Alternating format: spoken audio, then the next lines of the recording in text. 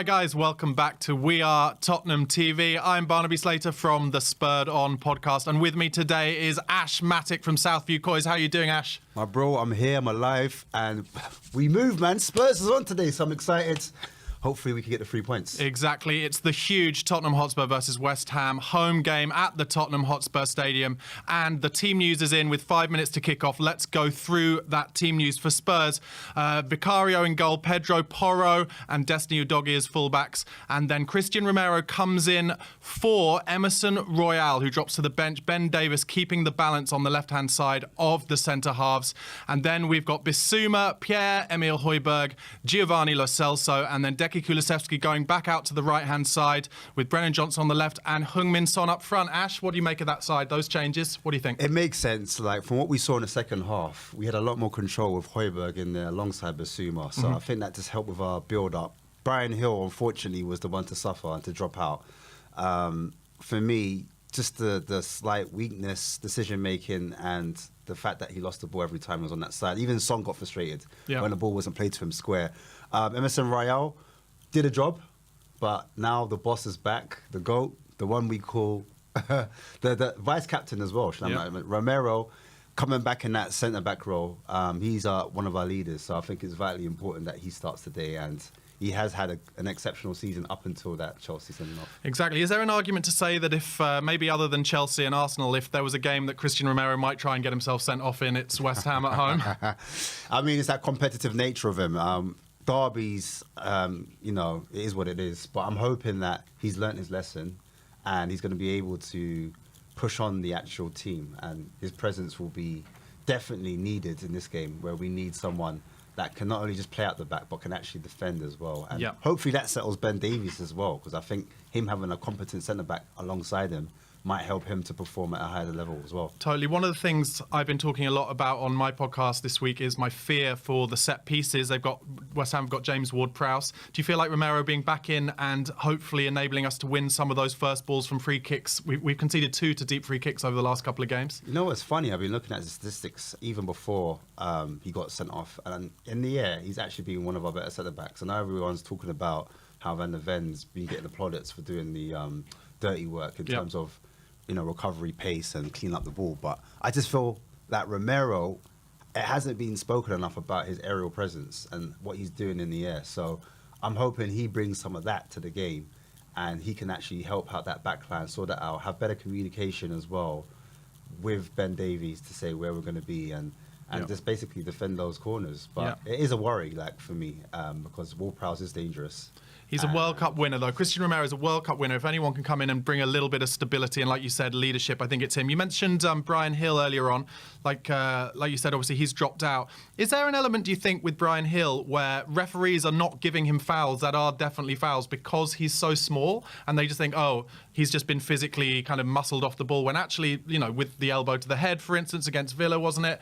And there were a couple of occasions in the last game in the first half against City, I felt, where anyone else on the pitch might have got a foul, but he didn't. Yeah, I think it's because, like you said, his stature, he's quite slight and he hasn't been getting the rub of the green, unfortunately. I think, for me, it's just sometimes his decision-making can let him down. So sometimes when you need to play a simple pass, he's going for a dribble and he's actually turning into traffic as opposed to doing something a bit smart. Pays off for it sometimes, and that's what Ange wants. But in this league, it's unforgiving. You need to be physical, you need to be strong. And, unfortunately, I think another game he might get a nod, but I think in this particular game where it's going to be a lot of physical players from West Ham, I think Højbjerg is probably more suited in that position. Yeah, and it looks like Bissouma's going to stay in the 6 with Højbjerg playing as one of the 8s. Is that what you would have done as well, or would you have dropped Højbjerg back and let Bissouma be a bit more free? I don't think it's a fixed position. I personally think at times we will play a double pivot and a 4-2-3-1 will happen. And at times, Bissouma will be allowed to go, times Højbjerg will be allowed to go, and they'll cover each other. I'm hoping anyway. And so we'll see the best of the both, and hopefully they can complement each other's game. Yeah. Maybe we'll get the Højbjerg from Marseille away last season. We're just about to kick off. Spurs have got the kick-off, playing from right to left as we look at it. Guys, at home, of course, please do send any comments in on the feed and we will sporadically go to them and answer them. The game has now kicked off. Gio Lo Celso, early touch on the ball. Come on, Going to boys. give us a little bit of volume in our ears there so we can hear what the commentators are saying as well. About West Ham a little bit more then. We beat them here 2-0 last year under Stellini and drew 1-1 away. I wanted to mention Thomas Souček always seems to score for them against us. He does. He's the one I've got as the kind of the script goal scorer. What do you think? Who else is a danger man for you? Yeah, I mean, their centre-backs, again, quite physical. Yeah. So, again, like the cat groomer, cat attacker. Go on, Destiny. Oh, great balls, great so into 5 stars. Come on, Spurs, come on! Oh, what's going on here? Is it pen? Kulusevski? No, I don't think it was. So it was a really good break. I did wonder if it was offside from a little through ball from Son to Kulusevski, and then Kulusevski seemed to get to the ball at the same time as Fabianski. And they just kind of stumbled over each other. Let's have a look. Kulusevski. Is he onside? I think his bum is slightly offside. Yeah, his bum's off. No, it's not a pen. It's going to be a goal kick. But another great start from Spurs. It really is the antithesis to what watching Spurs was like under Conte and Jose when we would start so slowly. Every game now, we really come out the traps, especially at home. We did against Villa, of course, and we weren't clinical enough in that game. We need to change that tonight. It's interesting because a lot of people do not speak about Son's ability to find people that run in behind him. Yeah. He drops in a little pocket of space. On the half turn, he's able to pass and do a little through ball, a little dink. And the weight of pass is excellent. The other game as well against Man City, did you see that through ball he did like first time, like a volley? Yeah. Just switched the play. Yeah, it was beautiful. And I'm just hoping he could do a little bit more of that. But I'm actually loving Udogie there, the way he just presses that player, wins that ball high up, and then instantly gives it to Son. Doesn't waste time, by the way. Doesn't diddle-daddle. No. And that's how we start so fast. That's good. I'm looking for Basuma to have a good game on the ball today. He's been getting pelters the last few games and obviously made that mistake in the final minutes against City, turning into trouble and trying to nutmeg one of their players and us conceding a goal. But never has there been a better time to have a great game than in this one. What have you thought of Basuma over the last couple of games? You know what? For me, it's like, I don't mind him making mistakes because Ange wants players to be brave. He wants them to take responsibility. If he goes hiding, that's when I've got a problem. Yeah. If he doesn't show for the ball, that's when I've got a problem. I just want Basuma to play his game, get on with it. If he makes a mistake, just win that ball back. And I need him to like be aware of his surroundings. Sometimes his awareness drops off, and that's a big problem. This is exactly what you were talking about. Son playing a great through ball through to Udogie, and that's going to be a corner to Spurs. Some lovely stuff there. That all started from Vicario having the ball and kind of trying to lure out the West Ham attackers to then start the breaking of their press. Yes. It's been a good start from Spurs. Porro is going to take the corner. Yeah, I completely agree with you. Udogie taking up those places. He's such a dangerous player. So good to have him kind of playing after his suspension a couple of games ago. Just having Son to pick up a little space, just to drop off a little bit. They're not able to pick him up. Should we go with him or should we leave him? And at more time, oof. Good corner. Good corner. We nearly got on the end of that corner. Yeah, I completely agree. And actually, one thing I would say is I felt like Son was getting a lot of abuse last season for not doing the easy things well. But I think that injury really made him suffer last season because he's showing more kind of Kane-esque dropping off. Oh, good cross there from Pedro Porro, I think it was. Yeah. Looking dangerous early doors. Ash, what's going to happen in this game? What are your predictions? Man, if we carry on with this trajectory, I expect us to win. We've got the ball a lot. It's all Spurs at the moment. We're passing it quick. We're assertive. We're using our initiative. We're not dilly-dallying on the ball. And we're just doing the simple things very well. And it's affecting West Ham. They don't know how to deal with us. Yeah. They tried to be narrow, and actually we're building up quite well on the left-hand side where Lo Celso's operating. Oh, that's nice from Basuma. Just broke through two players there. This is good. Give. And again, Basuma head up. There it is. There. And what have you made of Lo Celso's resurgence? Oh, brilliant. Breath of fresh air for me. Just having another technical player. Oh, dear. That is the most Pierre-Emile Højbjerg thing I've ever seen. For anybody not watching, he found himself in a good position on the inside left channel in their box. And the ball, he's got another chance now, but the ball hit his wrong foot and he did an air shot. Lovely from Brennan Johnson. Here comes Pierre. Just a little bit more forward thinking. Pierre. Pierre. Pierre. Is it going to be that type of game? Pierre. But he's won it back. Look at that. Lovely. That's what I don't mind. I don't mind that. You see, if you lose the ball, and it doesn't quite work off. As long as you make up for it, that's what I want. I want to see 100% all the time. Just win that ball back and then keep it simple. Give it to someone that's a little bit better. Is there a possibility that Pierre, having embarrassed himself more than ever on any football pitch now, he will be motivated to make the most of it? It hits his wrong foot. He then air shots and falls over onto the ball. I heard the phantom ball. That's what happened there. He just completely misses it, and he just falls on his backside. Hold on, I've got the sound of 1,000 people in their bedroom memeing that up as we speak. Literally. Absolutely memeing it up. That's going to be on my show next week, Wednesday, no doubt. What is your show? Like a collection of the worst footballer mistakes of the week? Meme Central for football. If you want memes, come to my channel, Southview COYS. Well, yeah, go to Southview COYS to see Ash's channel, and I am available at @BarnabySlater_ on YouTube to see my daily Spurred On podcast, and I'm on Spotify and Apple Podcasts too, if you listen to your podcast, not on YouTube. Yeah, I agree with you. I think it's been a good start. Alan Shearer on co-commentary for Amazon Prime is saying the same thing. West Ham are doing kind of what David Moyes' West Ham do, which is play it kind of Conte ball, try and keep it narrow and tight, but don't press too far up the pitch. Done well down the right there with Kulusevski and Porro. Oh, an early ball from Kulusevski out to Johnson. That's a good knock. Come on, Brennan, run at him. Oh, he's put Destiny in again. Go on, give it back to him. First touch. Oh, he's going to have a dig. Oh, ooh, nice unlucky, idea. unlucky. It's good intent. Johnson tried to play a little kind of reverse through ball, I think, into Son, and it was just cut out. I have to say, it would surprise me if Ange hadn't discussed West Ham's fullbacks, Soufal, and Emerson. Not the quickest. Not Arroyo. No, not Arroyo. Not the quickest, and I think he'd be telling kind of Johnson and Kulusevski to try and get at them as much as possible. 100%. You know what's funny? They're actually playing a higher line, a highish line. It's not like super deep where like it's a super low block. Right. They're actually pushed up the pitch when we have the ball, when we're building out from the back, if that makes sense. They're not like sitting on the edge of their area.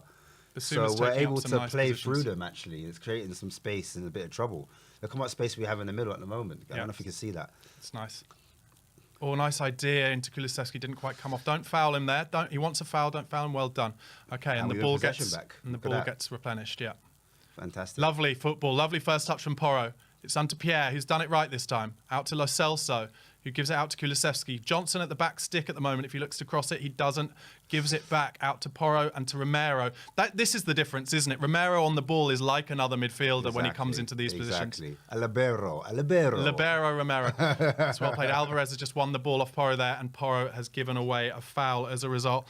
Where do you think Spurs would be at the moment had Romero not had that red card against Chelsea? Because look at how Aston Villa have gone from strength to strength in that time, and we were a good few points ahead of them, and we deserved to beat them on the day when we played them. I think we could be.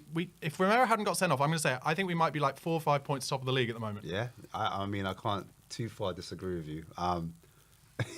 What can I say? Romero on the ball is the difference. There's a lot of mistakes we made against Man City was because of our own. Yeah. You know, playing out from the back. Not sure, indecisiveness caused us to lose the ball, and they kind of sensed that Man City, I think, in the last game. And against Aston Villa, I think that set piece that happened against us, I don't know if Romero was there, does that happen? Or even that goal against when Watkins scored, and he kind of drops off. Ben Davies doesn't know whether to stop or to go. Or even the goal that we conceded to make it 2-1 against City, Ben Davies decided not to stay in the high line, and he drops off. We've just worked it out beautifully to Johnson. Pierre Højbjerg did well there, actually. I have to say, I'm going to give him some compliments when I can, because inevitably he's going to do another air shot at some point. But the balance, I think just the balance looks better already with Romero in the team, and with still having Ben Davies on the left. Look how high up the centre-backs are pushed up as well. It's brilliant. Yeah, it's exactly. Brilliant to watch. Højbjerg's just played out to Johnson. Not a great touch, but he's kept it in. Up against It'd be interesting to see how he plays in this game as well. Yeah. So there's been a mixture of fans that aren't too convinced by him. So yeah, but he's a kid, and it'll take time. He's quite raw, but I really like him. Sonny's just turned him on the inside there. Oh, it's a handball. Oh my goodness me! The referee's not giving it. And what do you think about that VAR getting involved in like other decisions? Where like what? Yellow cards. What the idea for next season? For next season, yeah. I think the less VAR we can have, the better. But everyone else seems to be like everybody in the kind of officials' offices seems to be disagreeing. I think I'm a bit old school, but you feel differently, don't you? No. I was going to say, what's the point of referees? Yeah. I just feel like you might as well just get what's it called? what's the like word? automated, everything automated. Yeah, automated, but you know when a computer does it for you, Yeah. Yeah. it recognizes it like Like AI. AI. Yeah. I think like soon it's going to be AI. Well, that's going to replace the referees. Like it's going to replace the referees. It's going to replace all of our jobs as well. So you know what definitely. comes first? Hopefully the referees. well, they can't replace you, bro. Come on, they can't. I want to just say that whilst we were just discussing AI, the commentator was talking about Spurs' mesmeric passing. We're in on the right here again. A little cut back, and it's a corner. Good idea. Johnson it has been nice. James Ward-Prowse there having to work back. Spurs kind of cutting West Ham open at will, but not as yet getting lots of players into the box for when we do get in down the sides. Corner going to be taken by, I think, Pedro Porro. That's our second corner of the game. I did see a stats come up on Prime there about 5 minutes ago. It said we had 90% of all the possession to West Ham's 10. But this is how West Ham play, and Bowen will be dangerous on the break. Corner comes in. Romero's up there. Oh, he scored! And I was just thinking. Romero, brilliant header, top left-hand corner. I was just thinking we need to score more from set pieces. Imagine that. Oh, Romero, that's what we've been missing. The other day we missed 9 corners, and we didn't score at least one. I have to say, sorry to interrupt, but the reason I think we kind of didn't expect that to happen is because it was a very loopy header into the top left-hand corner, and Fabianski kind of just almost watched it in slow motion as it happened. Slow motion. David Moyes looking on disappointingly, but brilliant. That's lovely. What you want for your leader. You want from your top people. So it's an outswinger from Porro from the right-hand side, and Romero up against 2 West Ham players, just top corner, lovely header. Everyone was worried about set pieces for West Ham, but the irony is we scored from a set piece. I love it. Okay. I'm just going to throw in some realism, not negativity here, but we have gone 1-0 up in all of our last 4 games. So let's I've said in these games, let's importantly now push on and try and get a second. Come on, you Spurs. Very good start for Spurs, though. We've deserved that in the first 10 minutes, don't you think? We have. We've actually asked questions, and look what happened. We've got an answer. 1-0 Spurs. Is that our first goal from a corner this season? We could obviously scored lots of goals from corners and set pieces last season. Free kick we've scored from this season. Yeah, against Brentford. I know that, Romero scored a header. Yeah. He kind of knocked him out. He missed the game for it. But in terms of corners, I'm not too sure. I know there was a set piece that Van der Ven was involved in. West Ham on the front foot here. Out wide with Soufal. Oh, my jeez. Goodness me. That's offside. He's offside. He was offside, but the first chance they got to cross the ball in, Soufal gets it in, and it's Kudus on the end of it. This is Spurs, though, isn't it? This is the Spurs. You get the rough with the smooth. It's what we wanted. We didn't want Conte ball. We want it to be attacking, and they're going to make chances. But he was also 10 yards offside. I'm going to be a little bit positive here. Good. At least the line was up to scratch. Yes. Yeah? The defensive line was very in position and straight, unlike the goal against Man City last week where Ben Davies unfortunately dropped 5 yards on his own. But I like Ben Davies, so I'm not going to give him any... I can see how scary that might be. Steady Ben. That's what I call him. Gentle Ben, steady Ben. So we've got another situation here where Vicario is asking their striker Kudus to come and kind of press him, and then it's gone out to Ben Davies and out wide to Lo Celso. It's interesting to see Kudus in the middle as a focal point. Yeah, I would have thought it would have been Bowen before him, actually. But I haven't watched a lot of West Ham this year, I have to say, so I can't claim to know a great deal about them. But I've seen Kudus' goal last week, the scissor kick against Brentford, I think it was. And it was an unbelievable finish, so he's certainly got the talent. Spurs now back on the ball in midfield. Basuma's made a good start to this game, I'm pleased to say. Looking confident. He's looking more confident. I have to say, I think there's a quite high chance that Basuma having Romero behind him, knowing that he's going to get the ball kind of more... Lovely Basuma. Well done. Kind good of challenge. Get the ball in kind of... what's the word I'm looking for? In kind of situations where... You can trust him. Where you can trust him, exactly. That's exactly what I was trying to say, but couldn't say because it's 8 o'clock at night and I'm tired. I'm so tired. But have we given away a free kick there, or have they fouled us? I think they fouled. I think we fouled them. Okay, West Ham have got the ball down their right. Stand up, Ben. Stand up. There we go. Bit of aggression. Don't mind it. Look at composure. Look at that. Romero, see the difference? And well done, Porro. Look at that. Porro gives and it out to now we're on the front Kulusevski on the break. Do you see the difference? Yeah, lovely. Lovely stuff. There's a little break on here. Unfortunately, I have to admit our screen has buffered. So what has happened during that break, it's excitement for all of us. It's about to come on. I'm almost sure of it. Very sad news. We've got the ball. Nothing. I don't know what happened in that break. Maybe you can let us know in the comments below, guys. Let us know how you're feeling about this start in the comments. Danny Essie says West Ham are going to score 3. Interesting. Okay. Not sure about that one. EK says cutie back in effect. I think we're all in agreement on that. No, I think it's really interesting. Did you see how Romero picked that ball up so aggressively and then was able to kind of transition it into an attack? That's the one thing I do like about Romero. When it's not like he just tackles and then he hoops up the floor, or just he actually wants to make a progressive pass forward. Always. And I think that is actually helpful. When we had like Emerson Royal, he's not a centre back. No, but when he was in the picture, he didn't always like look behind or pass forward. He'd always pass maybe sideways or tentatively. He would look for a forward pass but take too long. Whereas Romero, straight away, not only can he pass, but he can actually have good feet to kind of bring it forwards, carry the ball, even possibly dribble past someone. No, I completely agree. And what I was trying to say about Basuma in that earlier is I think Basuma feels able to take up more dangerous possessions or risky positions because he knows that Romero can play those passes between the lines, right? Yes, Whereas maybe when he's got Emerson Royal on the ball, he's like, well, I can't take up that position because he's not going to get the ball to me and it's too dangerous. This is it. Yeah. So I've been impressed with Gio Lo Celso's start today as well. He just looks so comfortable on the ball. Yeah, he is. I mean, the other game, he had, 40 passes, all completed, so 100% pass completion. And just that finish was so good, wasn't it? Off the post against one of the best keepers in the league, in Ederson. I think he keep it up, man. Nice stuff. I'm really happy, like with Spurs' midfield, because we got a bunch of technical midfielders in our not just like starting 11, but on the bench as well. Lovely stuff. Ben Davies started this, and Sonny's had a shot straight down his throat. He wanted a 1-2, but striker's instinct, he always wants to finish that dinner. You know, he wants to go for goal. So I think if he plays in, he does a 1-2 there to Kulusevski, then I think Kulusevski's in and he scores that. Yeah, I think Sonny got a little bit selfish there, but see why he had a good sighted goal from just kind of 20 yards out. I mean, he's on 9 goals this season already. So, I mean, was it 2 behind his last season? He had 11 goals. So yeah, that just shows how bad that injury must have been kind of affecting him last season, I think. And I did see a stat earlier that Jared Bowen actually has 8 goals. He's kind of top of the English goal scorers list in the Premier League this season as well. And he's missed a couple as well. He's missed a couple, but also the stat was that he scored 8 and Sonny scored 8 or 9, but Sonny's created many more chances. That was the stat I saw. Right. Good block there from Pierre-Emile Højbjerg. Oh, well done, Decky Kulusevski wins the ball off their fullback and cuts it back for Son. Lovely. Through ball.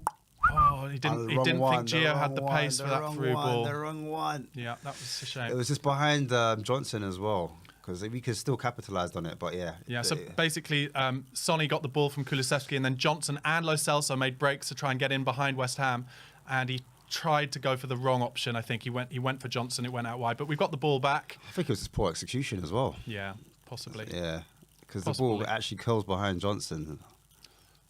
I love the way Ben Davies is even feeling confident enough in this game so far to break forward. Do you see how big a difference gaps. it is having Romero back there? It just boosts the whole team, gives everyone vibrance and confidence. And I think football is all about confidence. Like, how can you express yourself on the pitch? Completely agree. Especially in an attacking team, what Ange wants us to do. Yeah. At times we're going to be vulnerable, but when you've got team players with that ability, you're going to be a lot more confident to kind of do what you do. Got to look out the back stick here. Romero's pulled himself out of position here. And I was just looking towards the back stick where Bowen had taken up because that's the switch that's always on. The switch that's always on against Spurs, isn't it, at the moment? That's what we have to be wary of. Yeah, and also, when they have that break, it's like we will give away a corner, which is what they want, or we give away a free kick. Yeah. And that's where the danger happens. So we just have to be careful on these situations. And this is West Ham's, I think, first corner and Ward-Prowse's first opportunity to get one of his dangerous deliveries in. That came from a break where Christian Romero kind of got attracted to the ball. That happens with Romero sometimes, and I guess that's what is going to happen when he's so kind of front-footed in his defending. Exactly. Well, I think we just need to take our chances now and get a second goal just to relieve the pressure. If we get a second goal now, then that all of a sudden... The players are more relaxed, the stadium's more relaxed, more vibrant, more energy, and then we can be more front-footed once again. Yeah, I should say so. About that corner, basically, nothing happened from it, and it's gone out for a goal kick. We're struggling a little bit with our feed, so sometimes we're missing things, but feeling confident that it'll be okay. And Spurs have got the ball back up the pitch now. Sonny has managed to win a throw-in.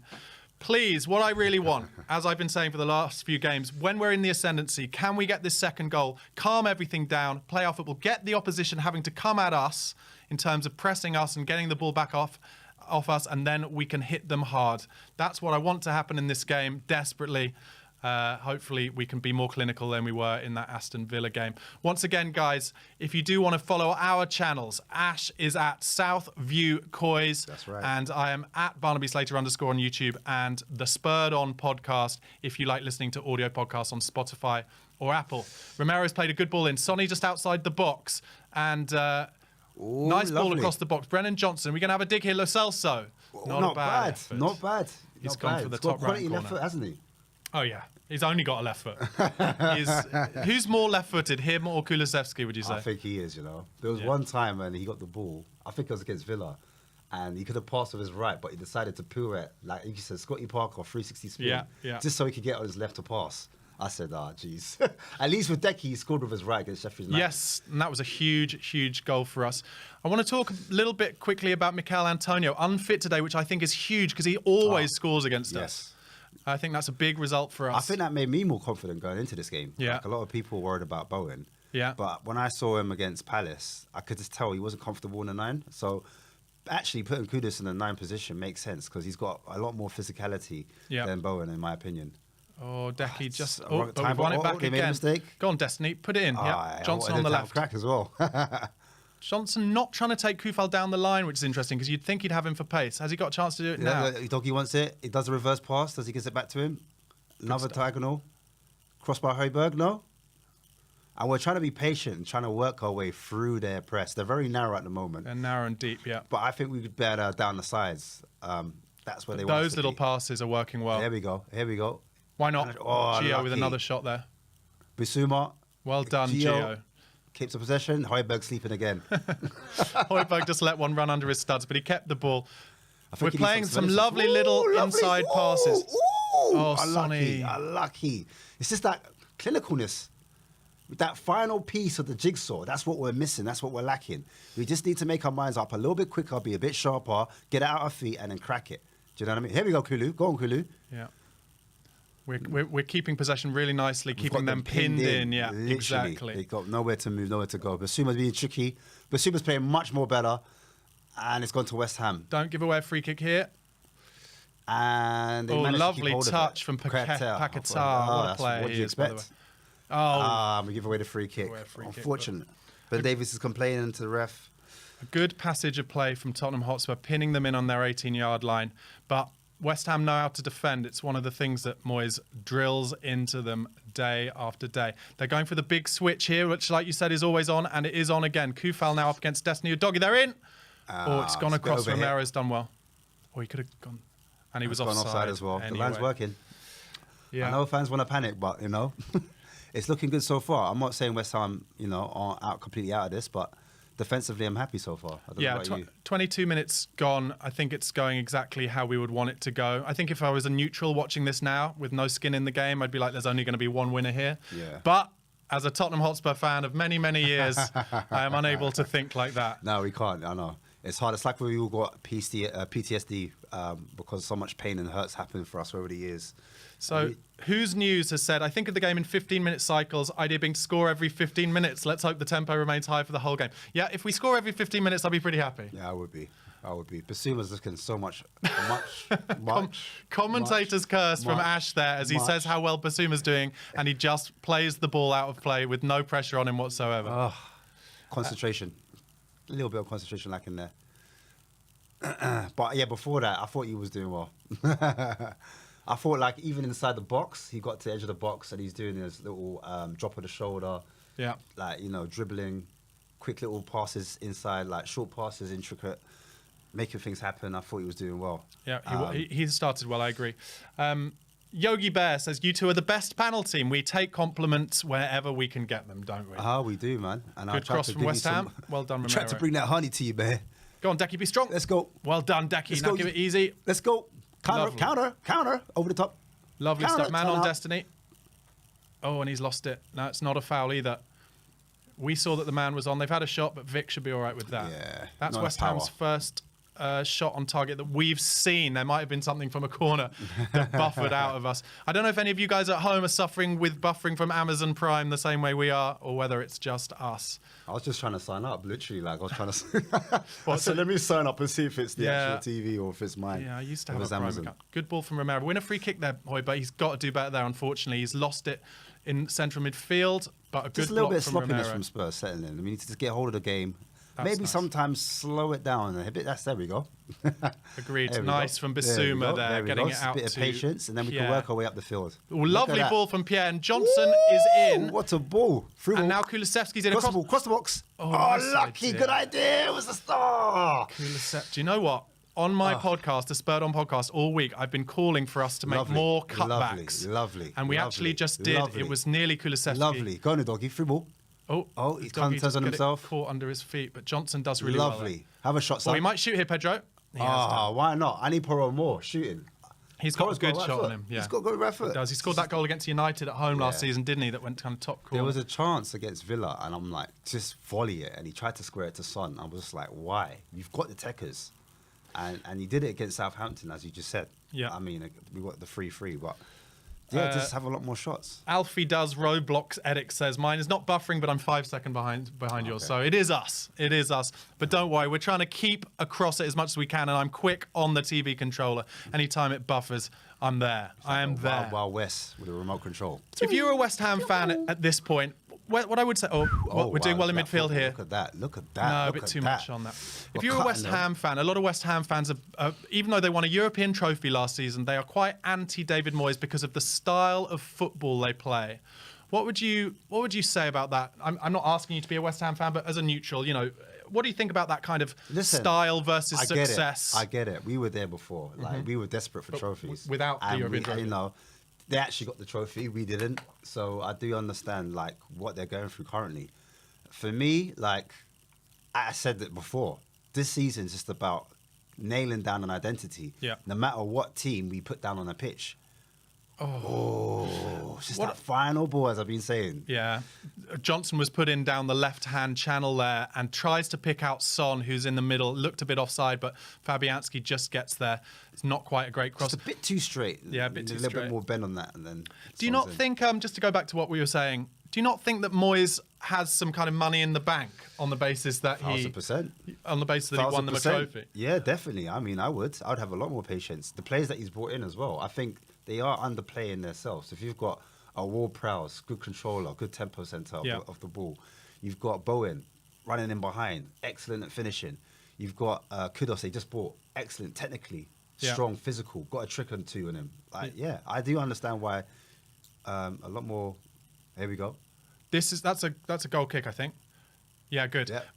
I just wanted to point something out there, though, because thing go. I noticed this in the last couple of games. Brennan Johnson is so attacking that I feel like he leaves a doggy on his own defensively quite a lot. I think and sometimes we suffer Højbjerg there. has to come across a lot more quicker just to help give your doggy some shadow cover there. Oh,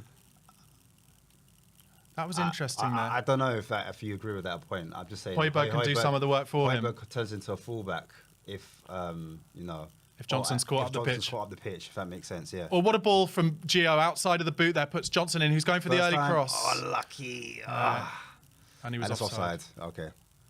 Johnson is getting in behind now Soufal, which I'm not overly surprised at because Soufal is about 45 years old. I would have been surprised if they hadn't decided that was a good idea. So just to kind of finish off what I was saying, it's obviously, I just think it is that difficult thing. West Ham, similarly to Spurs, are known for down the years playing good football, and obviously now that we've got good football, it's easy for us to say it's the right thing to do, but you also need to be able to have the players to do it, and it seems like they are trying to turn over their players to get better players to be able to play it. Technically sound.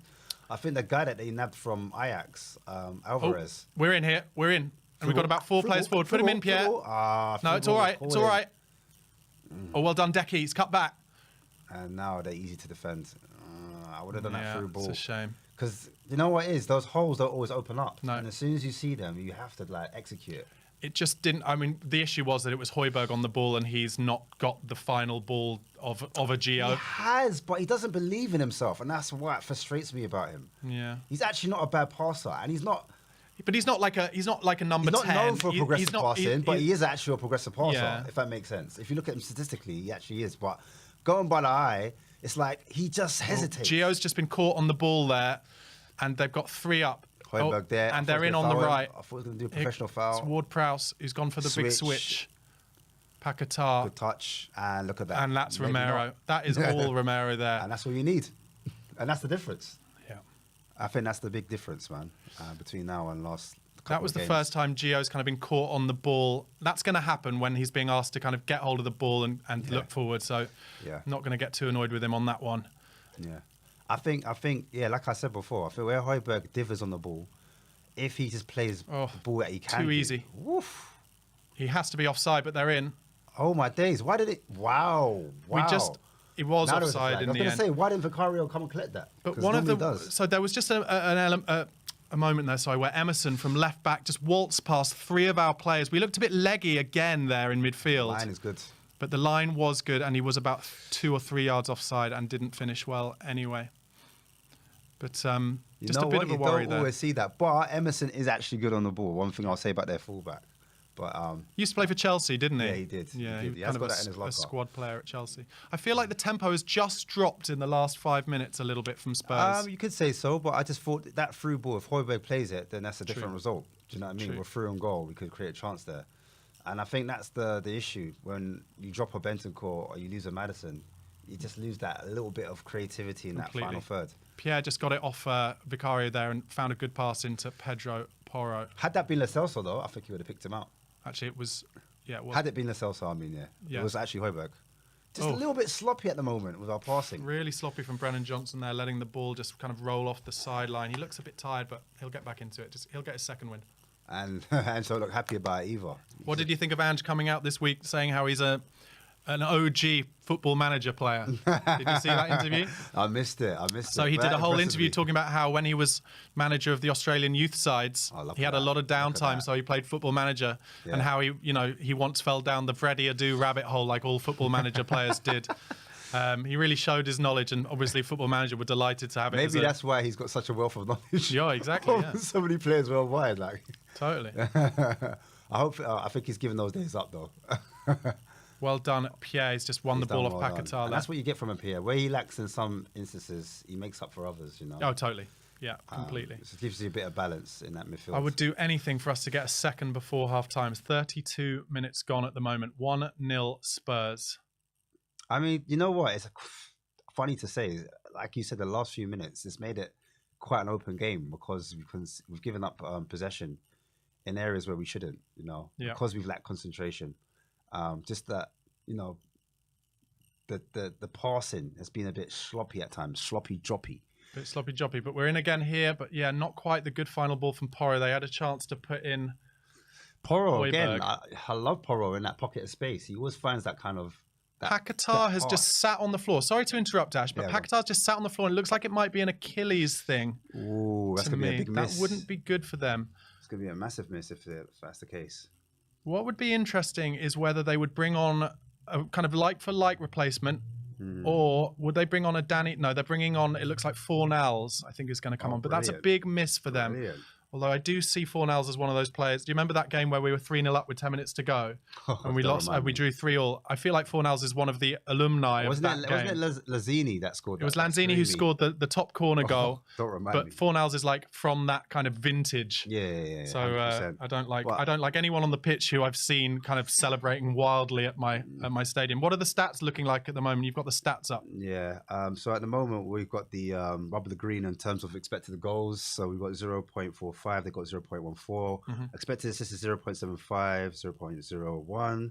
Possession 78% for Tottenham, 22% for West Ham. 7 total shots to their 3. 2 shots on target to their 1, and 2 shots off target, 1 shot off target for them. Corner kicks we've had 2, they've had 1. Offsides they had 3, and fouls we've had 5. So yeah, that's basically the basic statistics. M Anonymous 33 says seems to be a pattern. Blistering first 10 minutes, get the goal, then go off the boil. It's very apparent. I'm not sure I'd go as far as to say going off the boil, but I think the tempo does drop. Ange, I think, gets his motivational speech up there, we get absolutely pumped, and then for 20 minutes we're on it, and then it's tiring. So it's kind of human nature that then you're gonna slow down a little bit. It's just a bit of chance. Bang. Oh, Lo Lo Celso again. I mean, I was going to ask this question like at the end of the game, but what player do you think we build the team around? I don't think Ange's going to build a team around one player. I think it's more like he wants. I know it's a system. He wants the squad full of players who can interchange, but it's Maddison for me. I mean, Maddison creatively anyway. Oh, unlucky. Just behind him. We should say that what happened was Lo Celso, the ball kind of fell to him just on the edge of the box and he volleyed it. I'm going to say one of those classic football cliches things there where he almost hit it too well. It was at a nice height for Fabianski, who just kind of parried it away. Correct. But Lo Celso taking up some lovely little spaces there. I think he's go-to. Yeah, at the moment. I think he's the one who's going to unlock the door. Yeah. I mean, I think that's why it popped into my head, that question. But no, you're right.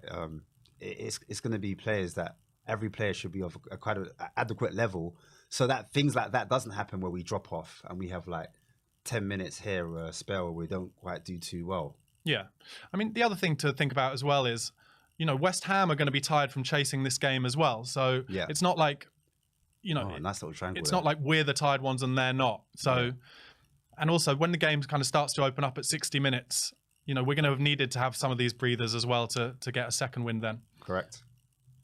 Højbjerg getting involved in the game. Lo Celso just played a bad pass. But I was just going to say some nice... Lovely. Wins it back. We nearly won it back now. So Bowen now, and they're in here. But Romero has seen it. Smells the danger. Romero started this game excellently. Smells the danger. Yeah, he does that brilliantly. It's a big couple of games for Romero now on Sunday, I think, to kind of prove to us that he knows he made a mistake and we need him and we love him. Obviously, we all love him, but you know what I mean. He did make a bit of a... I don't know about you, but I'm really enjoying this game. I know like the danger's on. If we lose the ball, they're going to try and hit the counter, but the way we're playing through them sometimes is just excellent to watch. Spurs are everyone's second favourite team at the moment. And that's what we were under Poch as well for a while. So it's so much better to be that position than we've been the last 4 years. Fantastic. It's nice to have people liking watching us, I find. If only it came off. Won it back again, Ben Davies. Davies. Oh, what a ball. Finish. Oh. Just caught under Brennan Johnson's feet. He was slid through by Lo Celso about 14, 15 yards out. He got caught under his feet and he just kind of... the defender did enough there just to put him off. Let's have a look. It's a lovely pass from Lo Celso. Pass. Yeah, Zuma got across, so there wasn't a lot on for him. But if he could have...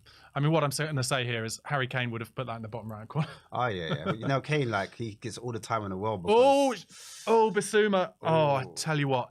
So Bissouma just slid in for a 50-50, and I was worried that he was going to get him high up on the ankle, but he didn't touch him, thankfully. I'm so worried with VAR about those kind of tackles these days. Yeah. That could have cost us. Yeah. Could you imagine after he just trying to get back over suspension and then another red card or something? I'm afraid to say I absolutely can imagine. Good cross from Soufal. Keeper's done well. He didn't want to punch it there, Vicario, so he just slotted out. And Destiny wins a goal kick. Well done, Destiny. Well done. 37 minutes gone. Obviously on a wet night there. Cross came in. Vicario, I think he could have caught it quite easily, but he was worried about kind of maybe dropping it at the feet of the striker. Yeah. I would have liked him to catch it, if I'm being honest. Oh, Romero's just played a ball into midfield that's been cut out. Paquetá's still on the pitch, by the way. Oh, come on. Could do better there. Stand up, yeah. All right. Keeper. All day. That's it. And roll it out. Attack. Yeah, Destiny's there. Counter. Go. Use your pace. He doesn't want to chase you there. Use your pace. Oh, he has chased him. Kudus has chased him there. But Destiny's done well. I thought he could have been a bit braver then, like put the afterburners on. I'm not sure he's like brute pace, actually. Destiny. He's kind of one of those players who I think is quicker with the ball than without, but not kind of in a like Brennan Johnson. I see. With brute pace when he's kind got of yards in front of him. Yeah, doesn't eat up the ground. I get what you're saying. Here we go. We're on the edge of their box again. Oh, ref. He's never going to give you that. Obstruction. Oh, there and West Ham on the transition here. What we do here. Oh God! You do not want Bowen against Ben Davies at the back. Delay. Well, look, we've got. He's that back with him. Destiny is there. Won the ball back again. Destiny was there to cover too. It's all right. Oh. That's a corner. That is a corner to Spurs. Decky nearly in there. I think I said it last time we were on together, but if Decky Kulusevski had another yard of pace, he would be an elite player. Come on. There'll be no conversation. He's still a great player. There'd be no conversation. Yeah, of course. There'd be no conversation between him and Saka. That's what I'm saying. Yeah. I'm gonna be maybe a bit controversial, but I maybe think he might be better in the 10, Kulusevski, than he is out wide. That's not He's controversial. still brilliant out wide, but I've really enjoyed watching him in the 10. I thought that before the game, but I understand why we brought Højbjerg in. Yeah. So it just made sense. Totally. To deal with their counter-attack, to give us control in midfield. West Ham are a physical team as well, like you said. So yeah, we've got the ball, Bissouma. Whip it across the front. Oh, nice. Lovely. Go on, that was clever. Yeah. I thought he was going to give it back to him. Back stick. Davis is in. Back stick. Header! Oh, big keeper's punch. done The well. keeper. Wait, Decky. Good. And again, Bissouma. No, it's behind. Bissouma. Bissouma's just hit it over the bar on his left foot, the edge of the box. Back. It's got underneath it. Literally, he got underneath the ball, and that's the only way up. It was a nice cross from Lo Celso to the back stick where Davis challenged Fabianski, and then it was a bit of basically a bit of ping pong. Just over the bar, Souček was on the line. You see those little Cruyff turns? That's what I'm now kind of seeing Bissouma. I'm associating him with that, like on the edge of the box, trying to do stuff, make things happen. Yeah. It's just a shame about the finish, you know? Well, if he was still playing for Brighton, that would have gone in the top corner. Do you remember that goal he scored for them against us? I remember that. I don't think he's scored another goal since, has he? Anyway, 40 minutes gone. Fabianski with the long goal kick. Won by Ben Davis beautifully. Ben Davis having a good game. And Højbjerg cleans up in central midfield, lays it off to Bissouma, who puts it through to Lo Celso. This is good stuff. Head up. Yeah, he saw that Johnson had run offside there, so he brings it back into play. Bissouma on the ball a lot in this half. He's I thought looking. he could have given the pass to the doggy. I know the doggy's got a man on him, but lovely little 1-2s there, little triangles. Yeah. The doggy's in that half space. Bissouma wants it. He's picking it up in the midfield. I need to see more movement off the ball, though. We're a bit static on the ball, if that makes sense. Like, easier to pick up. We're certainly getting a lot of space when it's kind of more transitional. Yeah. Look at that. Oh, referee. Come on. He got the ball first. That is just like referees refereeing because they know about VAR. Do you know what I mean? So they're like, oh, I'll give it a foul. And then if it ends up being... Do you see what... Oh. See, you know what it is? Kudos does well. He's clever. Gets his foot across. Yeah, that's what it was. Yeah. That's what it was. Frustrating enough for us. There's the big switch once again from right to left this time. Paquetá's still on the pitch. I did say that earlier, but he looked very much like he was going to go off, but he's staying on the pitch. Be interesting to see if he makes it through half time. West Ham getting a bit of possession in midfield now. Lo Celso, you've got to work behind as well, and it switches out. They've got two men up against Udogie here. Oof. This is too easy here. Kudus cutting inside, which has probably helped us. Why did we not sign Kudus? Yeah, and Paquetá was offside, so he's not going for the ball. I love it. So we've won it back. Quicker, lads, quicker. Nice from Højbjerg. In this transition here, I just want it to move a bit faster. There we go. Head up, turn out. Yeah, lovely. I agree. Lovely. Nice stuff. Because then, look, damage. Look at holes. Look at the holes. Look at Son. Look, he's on. This is exactly what you were saying. Is like basically when it's more transitional, that's when the space is really there. When they've just been attacking. Well done, Brendan Johnson. Goes around the outside of him for the first time. We need Son in there though. Why Son out wide? Oh, I need to be centre forward now. It's a disappointing cross. But Sonny's working back for Johnson now. And, I love it. I love it. Oh. Destiny don't, because you're only one, isn't? Yeah, I think so. I think he's not far off it. Yeah, he's one booking. That's right. He's one booking away from another suspension. He's got to be careful. That was just shoulders, though, really, wasn't it? Yeah. He was a bit behind him. It is a foul. That's a bit of the arm in the lower back. Yeah, we don't want Udogie missing for Newcastle, to be honest. It's got to be careful because I think two more, or maybe even one more, then it's a yellow because it's free bookings, right? Free kicks given away, and then it turns into a yellow. I'm going to say this. I actually think if West Ham go in 1-0 here, they'll be pretty delighted based on how the game has gone. They're going to play the big old swinging crossfield ball again. Ward-Prowse just... You know what Brendan Johnson did there? I need to see that a lot more. I think Brendan's got it in his locker. Yeah. So just do it. You know? Because then he'd be an absolute monster. Is he more comfortable on the right, though, Johnson? I don't know, man. Because we did start him on the right against Villa. Yeah. And he did the... Ben Davis has been muscled off the ball by Kudus. And they're in at the back stick. Oh, terrible header from Paquetá at the back stick. He had a lot to do. That's who you want at the back post for Quetta, to be fair. But probably not on his head. I think we got lucky that it was on his head, really. But Kudus was very strong against Ben Davis here. I think Davis is a bit overexcited there. He needs to just stand him up. It was down on the right-hand channel. Correct. And it's a great cross from Kudus. And Paquetá... If he actually stands him up there, that cross doesn't go in. Paquetá then, what he has to do there is head that back the way it's come into the far corner. Anyway, we've won the ball back. Use his feet. Bissouma has found Højbjerg and Porro in the centre. Come on, guys, running behind. Or make a shape. Open your body up, make a shape to run in behind, at least. Or one of you run short. Yeah. One come short, one go long, if that makes sense. Open up the pitch, make it a little bit wider. Sometimes we're a bit too narrow and it's easy to defend against. So just make your pitch a little bit wider. One of the 8s pull a wide as well, just to make a little triangle, just on that wide hand side. Yeah. Here we go. There we go. Porro on the ball. Can he whip it back into Lo Celso? Is that Højbjerg? Sorry. Højbjerg, the 5. Yeah. Kulusevski on the ball. He knows we haven't got anyone with any height in the box. That's the problem. So guys get to arrive in the box. They need to arrive in the box as well. I need the midfielders, the fullbacks to arrive late, flood their box. Yeah.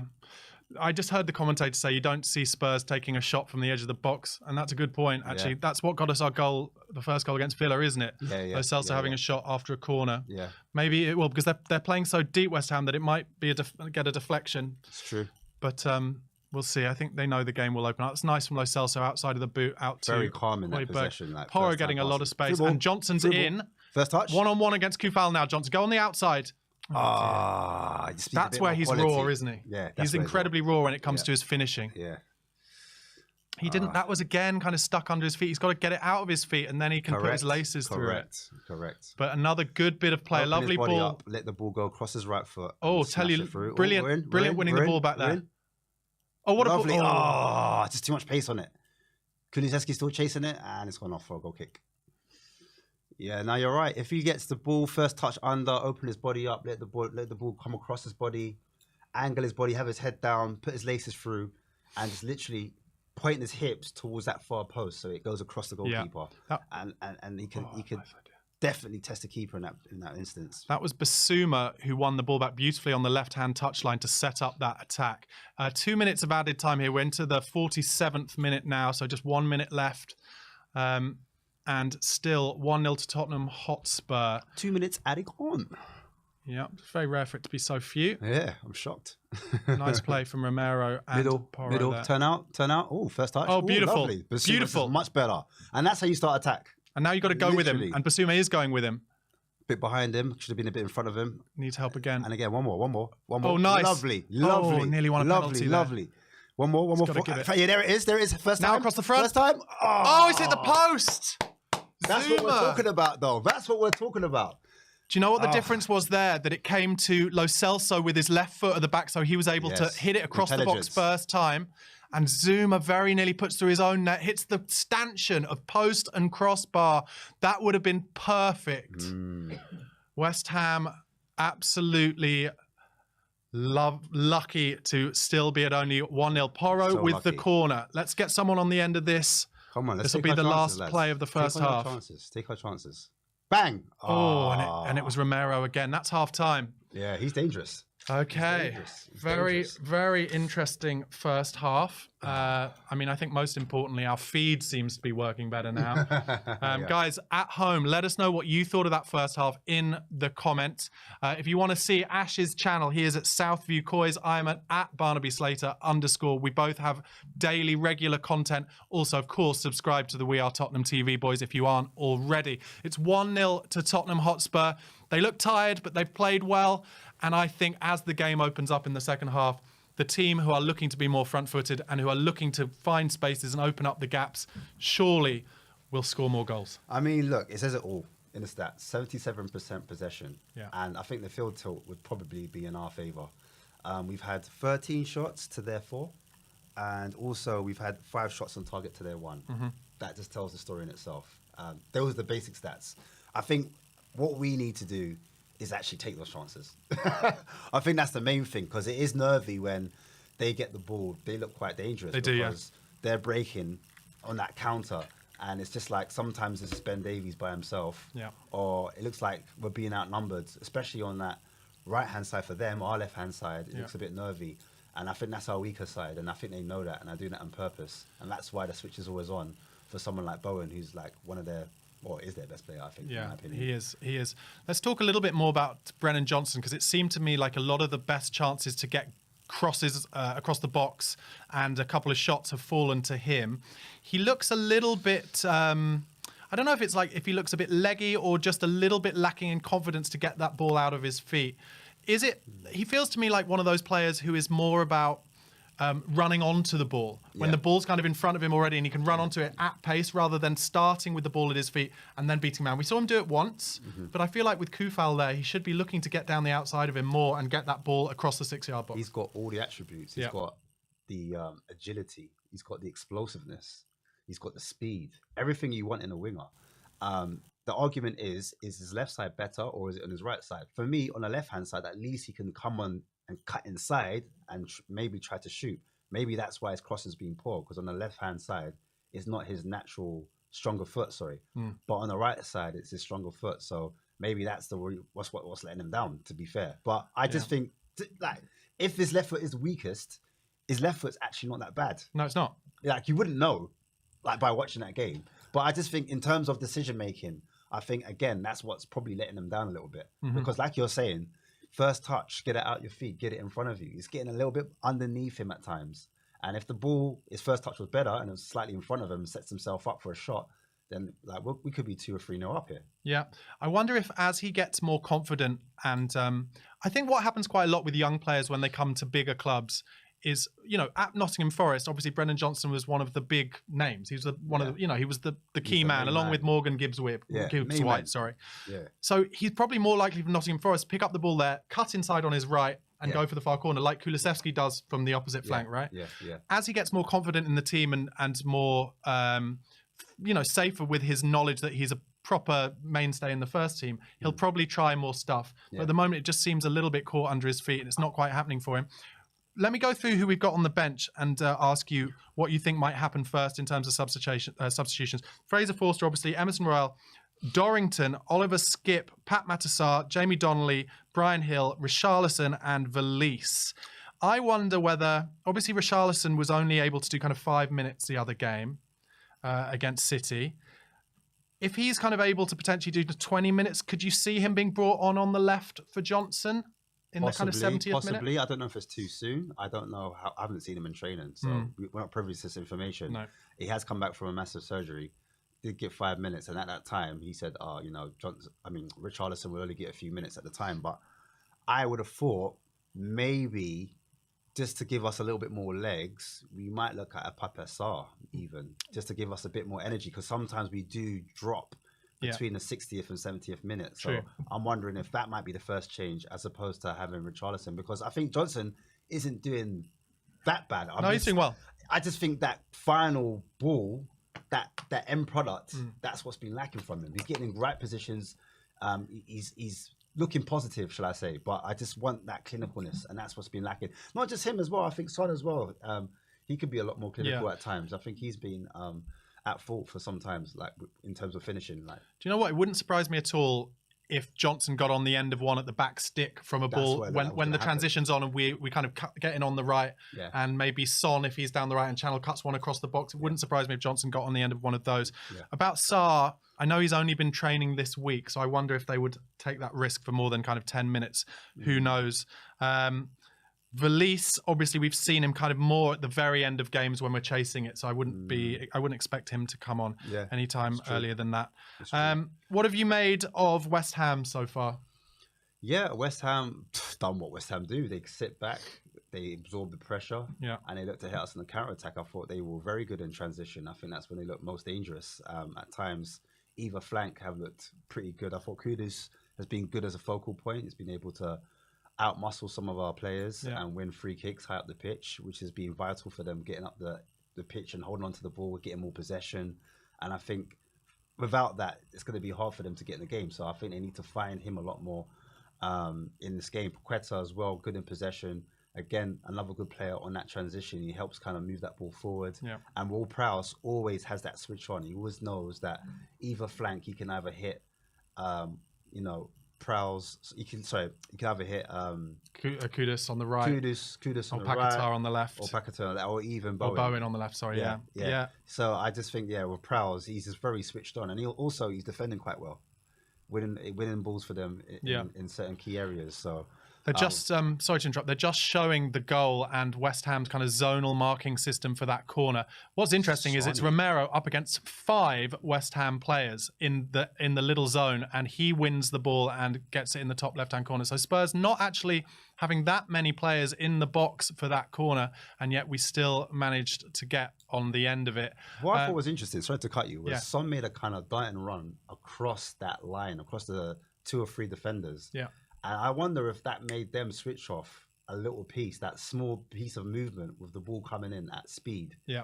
And then that gave him half a yard or half an inch to kind of raise across their defenders and score a header. Yeah, completely agree. I think that's a really good spot from you. Want to talk about Kulusevski a little bit?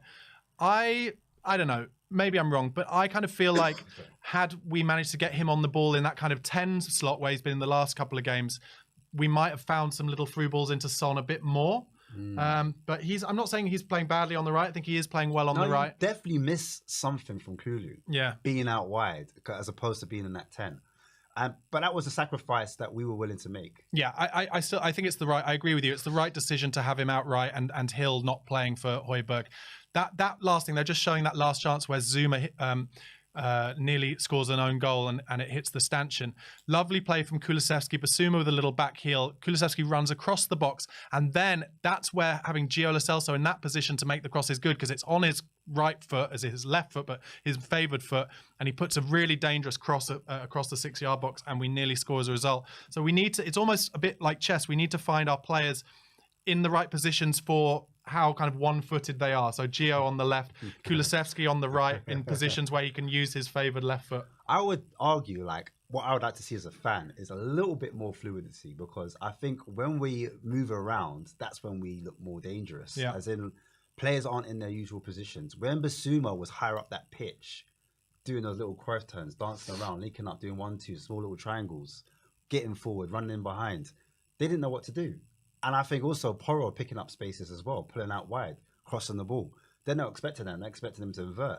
And Lo Celso, that chance that you just spoke about, he's pulling out wide. So actually, Johnson running through the middle, almost like a second line, trying to get on the end of things.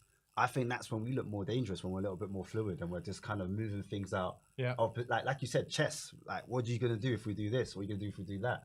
Do you know what I mean? Yeah. Asking a lot more questions. So. I completely agree. I was just watching as they were showing, they put on the Prime kind of strap at the bottom saying careless West Ham, and showed a number of situations where West Ham lost the ball easily. What I would say actually, rather than that, and I don't know if this is what the pundits are saying, but it's actually our press that is causing them to play these kind of mid-range balls into midfield when they've got the ball at fullback.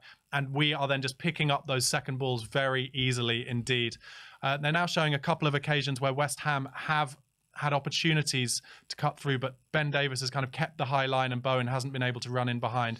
But that was only kind of one situation. And then they're just showing a little situation where where Kudus knocked Ben Davies off the ball and Paquetá had that chance. Yeah. He's got to head that back the way it goes. He's clearly not blessed in the air, or at least that I've seen. By the way, far. Side note, Everton are winning 1-0. Are they against Newcastle? Yes. So again, Newcastle's away form shoddy. Well, they've lost Nick Pope, and I think that is huge for them. I really think that's huge. And actually, it's worth me bringing this up because I said this on the Spurred On podcast this week. Do you think there's any chance they might go for Hugo in January? For a little 6-month move, because they've been rumored with David De Gea, right? But David De Gea will be looking for like 350 grand a week, and I think that will affect Newcastle's FFP situation. They would never pay that. I think they could get Hugo for probably like 100 grand a week for 6 months, and I wonder if they might go for that in terms of experience. What's Ramsdale on? But they can't buy Ramsdale because once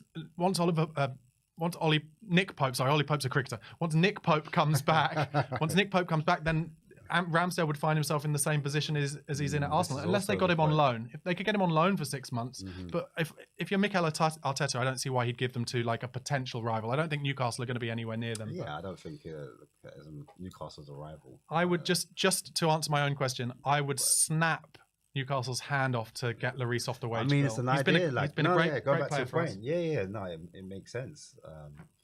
Like Lloris, for some reason, didn't want to move back to his hometown and didn't want to see out as. But again, it's like we've given Fraser Foster, a new contract. Yeah. Who do you think's the better of the two as a number 2? So Who do you want to give Newcastle make Lloris their number 2, and then they've got Nick Pope as their number 1. Yeah, I mean, well, as I think I said last time we were on together, I think something happened in that Newcastle game last season that 100%. made Lloris's position definitely. untenable. Yeah. I think Fraser Forster, in terms of his distribution, is much better than Lloris. I think Lloris is a better shot stopper than Fraser Forster. Yeah, but definitely, Forster is more kind of forward thinking and strong coming for crosses. That's right. And stuff like that. Yeah. And I think Big Ange probably looks at it and says, well, look, shot stopping is basically the easiest thing for keepers, the default setting. Yeah. The other stuff is more important for what my Spurs team needs. And I think that's why Lloris doesn't get in the squads. Yeah, I agree. Whether he goes to Newcastle or not, who knows? I thought, honestly, that he was going to wait to get a higher signing on fee. Yeah, And more go than to a different possible. club More for than that possible. reason. But it's not a bad theory you put out there. Yeah. He could go to Newcastle for Guys at home, do you think that's a possibility? I honestly, I haven't seen that in any of the gossip columns or anything yet. I've got no inside information, but to me, it just seems like he must be on their list. I want to get your thoughts quickly before Yeah. we go to the comments on the whole Basuma situation, because a lot of people were asking for him to be dropped. Now, seeing what happened today, he's playing as the 8, I think, or 6 or double pivot. What do you make of his game today? Or what do you think is should have been dropped? What was your opinion on it? No, is my answer. I think it's as simple as when Basuma got his second yellow card against Luton, sent off, suspended, it then was an international break, and then he got suspended again, didn't he? So he basically, what he hasn't had is a run of games. He had the one match for the red card, and then he had the one match again for his 5th yellow, right? So he hasn't had a run of games, and he's just lacking rhythm. And I've noticed enough in this first half to say I think his rhythm is actually coming back. Yeah. And I think as a result of him feeling like his rhythm is better on the pitch, he is coming for the ball a lot more, getting himself in better positions. And as I said in the first half, I think having Romero there as well, he feels more confident that the ball's going to come to him in the right places and the right speed, the right time. And so he's able to do that thing on the half turn that he's so brilliant at. So yeah, I absolutely disagree with the people who think he should have been dropped. I think there's always a corner of every fan base who are incredibly reactionary and are just like, oh, you make one mistake in a game, you shouldn't play the next game. And it's like, no, I disagree. And Big Ange sees him every day in training. And Big Ange knows that he is absolutely vital to this team. So they're just showing now the Everton-Newcastle game. And what a goal from lefty. McNeil. McNeil, he's quality. 79th minute. Spurs were linked with him for a long time. I like Yeah, McNeil. well, he's perfect for Sean Dyche, isn't he? Yeah. Sticks in the top bin. I have to say, Dubravka, who I assume is in goal. Oh, deflection. To be fair, it's a great finish. It's a great finish.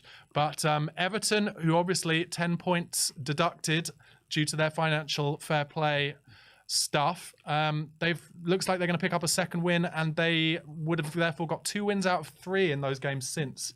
I think they're going to stay up pretty easily, to be honest. I think so as well. But just a quick one on Højbjerg. Yeah. What do you make of him? A lot of people were saying that he shouldn't start or he should be dropped. I think Højbjerg is a perfect squad player for Spurs. Whether he's willing to stay as a squad player remains to be seen. There are lots of links with him for Juventus, I think, who are rumoured. And obviously, Paul Pogba's going to be... Yeah, and Atletico, but Paul Pogba's going to be out by looks of it for 4 years. Yes. So it makes sense that they're going to be looking for a centre midfielder. If we could get 30 million for him, I'd accept it. Yeah. But if he's willing to stay as a squad player, then I would keep him as a squad player. The second half has kicked off, West Ham laying it back to Zuma to hike one up the pitch, not entirely unexpectedly. Hopefully no glitches this time in this half. Yes, we've had a little bit of technical difficulty in this first half, I think it's fair to say, but we're hoping for a better one. There you go, Basuma straight away taking the ball in a dangerous position, back to Destiny. What do you think Ange might have said to his men at half-time tonight? Oh, hello. Continue as the same, to be fair. We're playing well. Oh, we're in trouble here. We've just been a bit lazy outside our own box and given it away. I think he would have mentioned that as well. Okay, we've won it back. That's good. I think he would have mentioned, some of our passings have been a bit lackadaisical. Yeah. Oh, what a ball from Romero. He's just such a difference. He's a class player. You get to see the quality there. Every time. In those tight areas, which is key. He's braver. He's just braver. Yeah, but the execution alongside it. Yeah. He has the confidence for a reason. Oh, unlucky. Oh, nice idea Clever, from Ward-Prowse. And we clear it. And we've gone long up the top. And Zuma, great touch. Zuma controlled it as if it was a cat through the air. Sorry. Have to get at least one cat reference in for Zuma. Well done. Look at that defending from high up. Brilliant. Through ball. Oh, what a ball. Can you cut it back? Can you cut it? Oh, he should have shot. He should have shot. He should have been selfish. It's a corner. Oh, What that happened was there, brilliant. Ash? What happened? It was chipped into Sonny, wasn't it? Yeah, it was. It was brilliant play. It was good work from Spurs, winning the ball high up. The ball gets played in first time into Son. Sonny takes a touch. Kulusevski was free at the back. If he could have got it out of his feet and maybe laid it across. I wonder if it was that Johnson that did that work, because that was really good. Yeah, I think it was. Yeah, I think it was. Yeah. I want to see a lot more from him doing that, you know. Johnson and Udogie, they've both got the ability to win balls high up the pitch. So if we could get them playing. Porro with the corner, an in-swinger, and it's not good. It's Cleared at the far.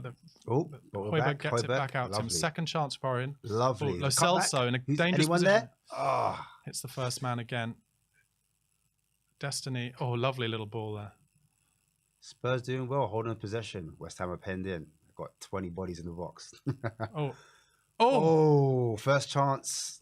Back to Spurs. It was a lovely little 1-2 on the left, I think, between Johnson and Porro, and then Porro with the curler into the far left-hand corner, far right-hand corner, doesn't quite get hold of it properly, and it goes over the bar. Was it Johnson? I'm not sure who the 1-2 was with, but that was good. Yeah, man, I want to see more Maria, man. Let's keep that rhythm going. Spanish Porro. Yeah, Get those maracas out and start doing some work, man. Obviously, last season, a lot of people were saying that Porro can't defend. What have you made of his season so far? I mean, he hasn't done much wrong in my eyes. I agree. I think he's been solid, and he's had a lot of players to contend with. Is that offside again? Offside, yeah. Oh, brilliant. The defensive line's doing its job, and we've got the ball back.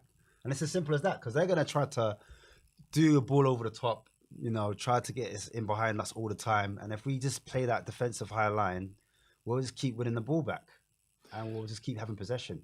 Yeah, that was interesting. So before the flag went up, before we realised it was offside, it was Romero who was kind of brought out of... Free kick? No, they've won the ball off Decky. Romero who was kind of chasing across. You've got to be careful here, Biss. Well done, Bissouma. Class. Well done. Won it off Bowen. Kick. Oh, he kept it on? He kept it, and now he's kicked off. Now it's off. Oh, we got the ball anyway. Yeah, so Romero came across to the very right-hand side to try and clear it, and he was just beaten to the ball. But it does seem to me like Romero is kind of keeping hold of the high line in terms of the leadership side of keeping the back four in a line together. Yeah. I wonder if he's saying, like, I'm the last man, so if you're not in front of me, you're going to be in trouble. Tell you what, we're playing some brave football out of our own box, and we're just losing it a little bit. But that is what Ange is asking us to do. Everton now 2-0 up against Newcastle. Interesting. West Ham have done well there to play the big switch. You've got to stand up here, Ben Davis. That's it. 3 men surrounding him. He's got nowhere to go. And one back from Destiny. Lovely. And Johnson gets the ball. Give it easy. That's it. Turn out. Give it easy, Gio. I'm confident with Gio on the ball. Look at that. Destiny's turned him. He's been fouled twice. Strength from him. And they kicked the ball away. Able to do the half turn on that. I think Destiny is up there for our player of the season so far. I think he's been absolutely fantastic. Gio getting on the ball here in central midfield. It's just his, what's the word? Discipline. Sometimes. Yeah, but he's 20. Yeah. So that'll come. Yeah, correct. But Bissouma on the ball, laying it into Gio. Back into Højbjerg. Look at this midfield just ticking over, trying to be patient at times, looking for the right pass before we let it go. West Ham, as ever, in their kind of deep block of it's not too deep a back four, but then they've got almost in a diamond formation in central midfield, kind of 4 deep centre midfielders. Did you see what Son did there? Just laid it nicely. You see how he dropped off from the front line? Oh, handball. No, but it's it was by his body. Unlucky, because that was a good idea to cut it back. Yeah, it was. The header. From Brennan Johnson at the back stick there. Yeah, good improvisation as well. Quick thinking. That's one thing I'll give him for. He does have quick insight. Look at that. Højbjerg and Gio leading the press up against their back four there. Brilliant. That's been the instruction from Ange, definitely. Be a little bit more aggressive. And we've done that. Brilliant. Oh, great feet. Oh, brilliant. Oh, lucky. It was too quick for him, though. The Celso's like on turbo. I don't know. Did you see that footwork? And Romero wins it back. Look how high up he is. Brilliant. And he's going to continue into the box. Right, Decky's got a chance here. Get back to him. Oh, no, he's too tight now. It's too tight. And there's Romero on the 18-yard box. Which is a little bit of movement from someone else. Another one more into the box. Come on, someone else. West Ham have packed the box here. Yeah, it's not going to happen. There's not enough movement. We need another runner. Someone else got to take a risk. Yeah, you're right. Get into that box. Oh, Sonny with a rare slide tackle. He's got to be careful with those. Sonny. Now he's going back to the pen. But it looked to me like it was very much by his body. No, that's Nah, right. you by know his what? He body. actually put his arms behind his body, but it still managed to hit his arm. It's right in front of the ref as well. Oh, Bowen's got it in a dangerous position here, and they're free at the back. Right, Basuma's got to go across. Kudus is going to want to shoot Stand here, I him would have up. thought. Good. Oh. Oh, look at that. Look at that. They've scored, and So it's so unlucky. lucky. It's That's so what they need. lucky. With West Ham, that's what they need. They've had a shot, and it's deflected, I think, off two or three of our defenders and just fallen at Bowen's feet. Yeah, against 6 the runner yards play out. as well, may I add. But that's it. I mean, that's what you were saying earlier. You're trying to get to that 60th, 70th minute mark. Game on. Game on. Bowen. But we talked in the first half about should Spurs be taking more shots from outside the box. Kudus took a shot from outside the box, and it deflects 3 times, and it's a goal. Yeah. Look at that. Ball over the top. A hopeful ball over the top. He's strong against Romero. Lands for him. Gets the ball, strong enough to take the ball off. Plays it into, you know who, Kudus. He takes a hit. Oh, my God. It hits Romero. It's Romero and then hits the back of Davis and goes through to Bowen. You couldn't make it up, could you? You just couldn't make it up. Tottenham, isn't it? I think It's it must be some type of curse or something. I'm convinced. Yeah, he's got great away game stats. Look, he didn't even see the ball come through to him. Didn't even see it. Then when he does see it, look how close he is to the 6-yard box.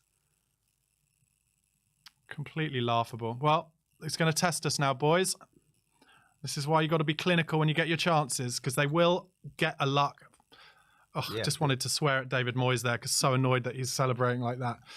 Right, come on, Spurs. I mean, he would do, because he knew he was nowhere near in the game. Hopefully that wakes us up. Well done, Gio Lo Celso. Class. Lovely. Lovely. And again, slide it on. Lovely. That's gone out. It's gone out. All right, come on, you Spurs. Heads up. This is a test of character now and a test of patience. We need to stand up. We need to play our own game. We need to focus on what we're doing. Yeah, I agree. Just got to start. We're going to have to lift the tempo a bit, really. Don't get rattled. Don't get rattled. That's all. These things will happen in games. You know what I mean? Yeah, we all can see goals.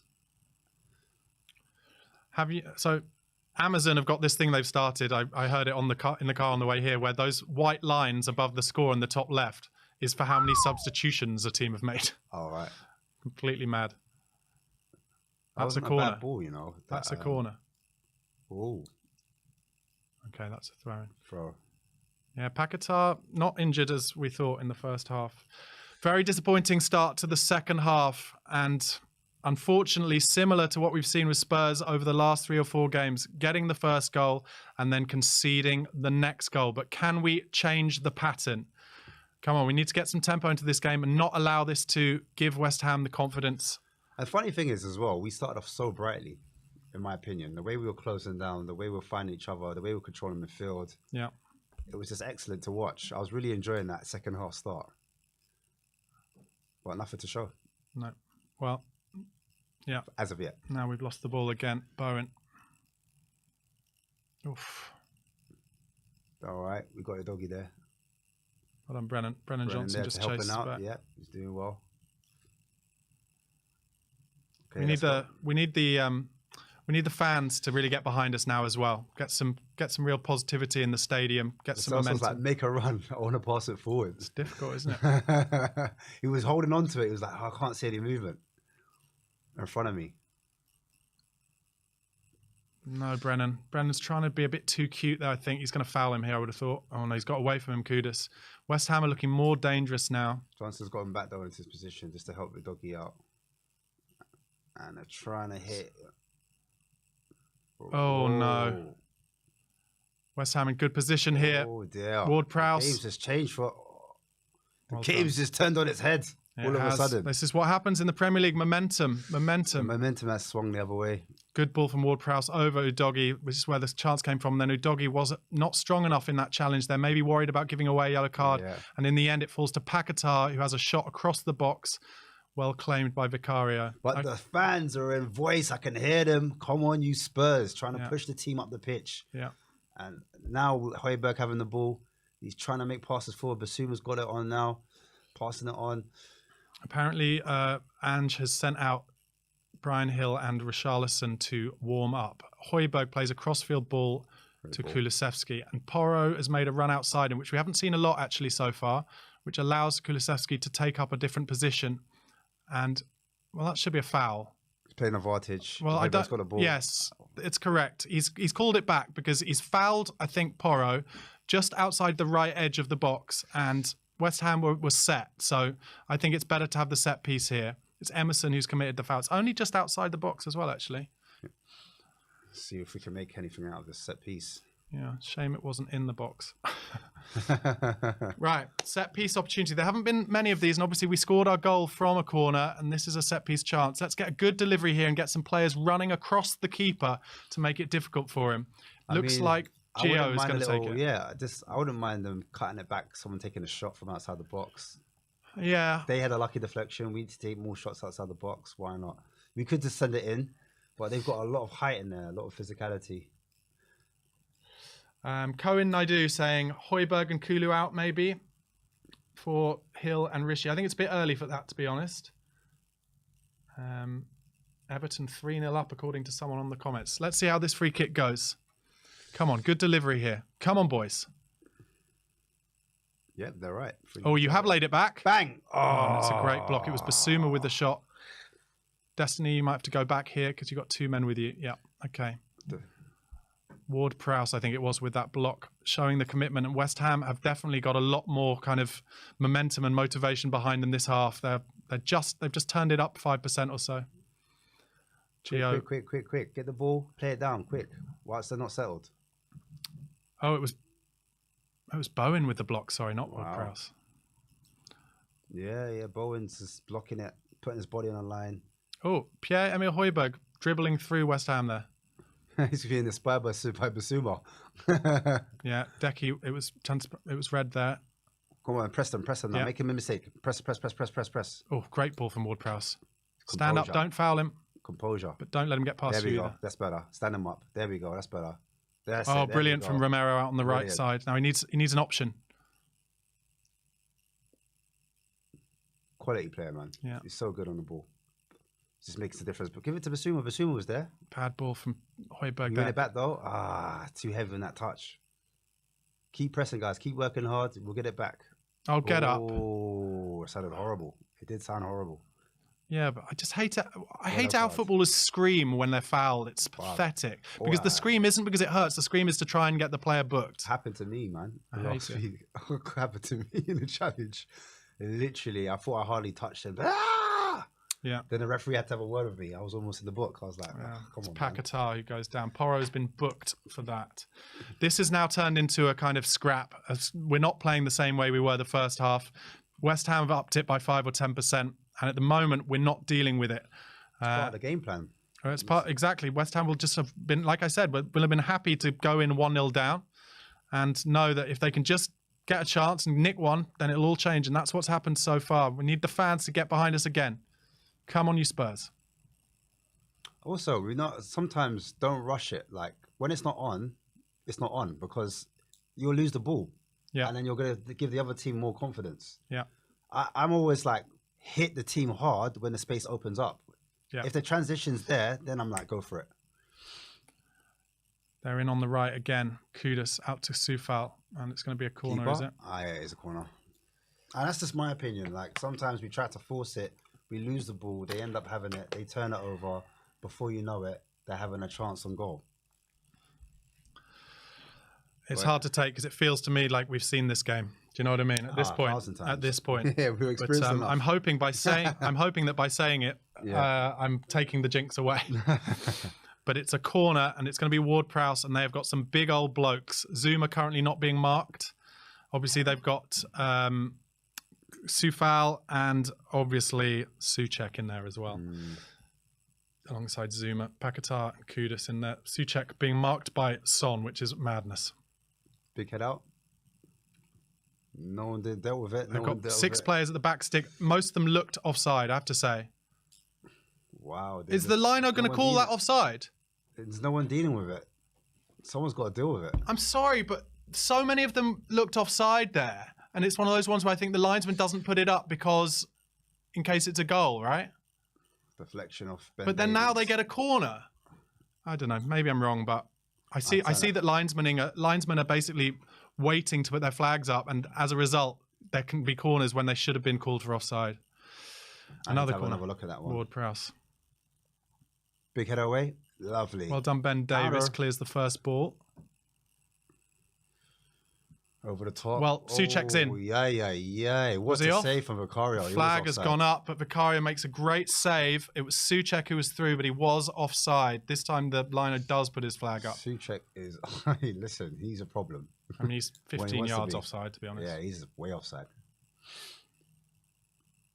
It's a brilliant save because he's only 8 yards out. It's actually an unbelievable save. Spurs just need to steady the ship a little bit. West Ham are pressing Spurs on the edge of their box much better now. Oof, I tell you what, he's just given Ben Davis a horror show of a pass. Still managed to keep But we've done brilliantly. On the left-hand side, we've done brilliantly. And Gio Lo Celso has the ball. Lovely. Oh, yeah, that was a foul, and it should be a booking. But he's not giving it. I think the reason he hasn't given it is because Lo Celso went down theatrically. Very clever foul. Very clever foul by Baketa. Yeah, it's because he just puts his hands on them the way, like you said. Lo Celso's gone down in a heap. Yeah. He's not giving it. There's Basuma on the ball and Højbjerg facing up. Great ball, first time to Porro. I think that was a situation that you talked about 5 minutes ago. He's like, they're trying to overplay it a little bit. Do you know what I mean? Yeah. Like, I don't know. Maybe it's the only way we're going to do it is little passes, 1-2 with some movement in behind, but I don't know. I think there's times to do it. That's what I'm saying. Because again, their defensive block is quite central. It's very central. And sometimes you just got to make the pitch super wide like we're doing now, and then little pockets of space will start to open up. Well done, Pierre. Like Good ball from Pierre to Basuma. Well, we still need movement off the ball. Højbjerg. Just the final ball. That's a foul. Where's Bentancur coming back again? No. And Madison and Sarr. And... Don't stay on your feet. Stay on your feet. Stay on your feet. Stay on your feet. Yeah, the commentators just said it, and I agree. The West Ham have gone up a gear, and I think the goal also helps with that. It gives them more energy in their legs. It gives them terrible ball though, Pierre. Wait, no, don't. He's not in yet. Højbjerg. Too early. He rushed it. He rushed it. Yeah. It's like he got excited, like it was Christmas. Yeah. It's all right. We're still in the game. I know, 63 minutes. I know it's very frustrating. I think as a centre midfielder there, you are able to look up and say, okay, he's 5 yards behind him and he's not so quick that he's going to outpace Zuma unless he's level with him from the start, right? No, you're right. I agree. Anyway, I think he's done all right, Højbjerg. I'm not going to... Kulusevski, he's done all right today. He's not had a bad game, but he's just frustrated me there. We need something special here now. And this little bit here, this little pocket here, we need a little creativity. I think West Ham are happy for us to play the ball around like this. The fans are getting frustrated by it, though. A little bit, but this is the way it's got to be for now. But at some point, they've got, like you said, they've got to play it out wide. Or someone's got to make a late run into the box, just a bit of movement. Someone that's not on track. Someone's not, like this. Oh, no. Because what happens when you make a late run into the box, that pushes the defender back. And when you push the defender back, that creates more space on the edge of the box. Yeah. I think it's playing into West Ham's hands. I mean, it's the way we play. But basically what I'm saying is I think Moyes has set up well against it. Yeah, no, definitely. Spurs have won it back. Okay, now it's gone out wide to Johnson. Richarlison is coming on. I called it. I said, I wonder if he'd come on about 70. It's 5 minutes earlier. It's 65. I think that'll be for Johnson. What do you think? Yeah, I agree. No, bad cross from Kulusevski. No. Yeah. Yeah, I mean, Kulu, it hasn't been bad, but again, you just want a little bit more from your wingers. He's also bringing on Oliver Skip. Do you think that'll be for Højbjerg? Possibly. Well done, Pedro Porro. And a Great good, ball. nice idea that Johnson was more ready. And Richie's about to come on. Feels so tense. Off. Stay on your feet. It's a free kick. Destiny's done well there. We've won a free kick up the pitch. Very stressful game. Let's see what what you guys are saying in the comments. Sorry, I haven't been on these for a while. Product. Spurs lad 2022. There's no way people actually think we're winning this. Todd K, here comes Skip. He'll be invisible.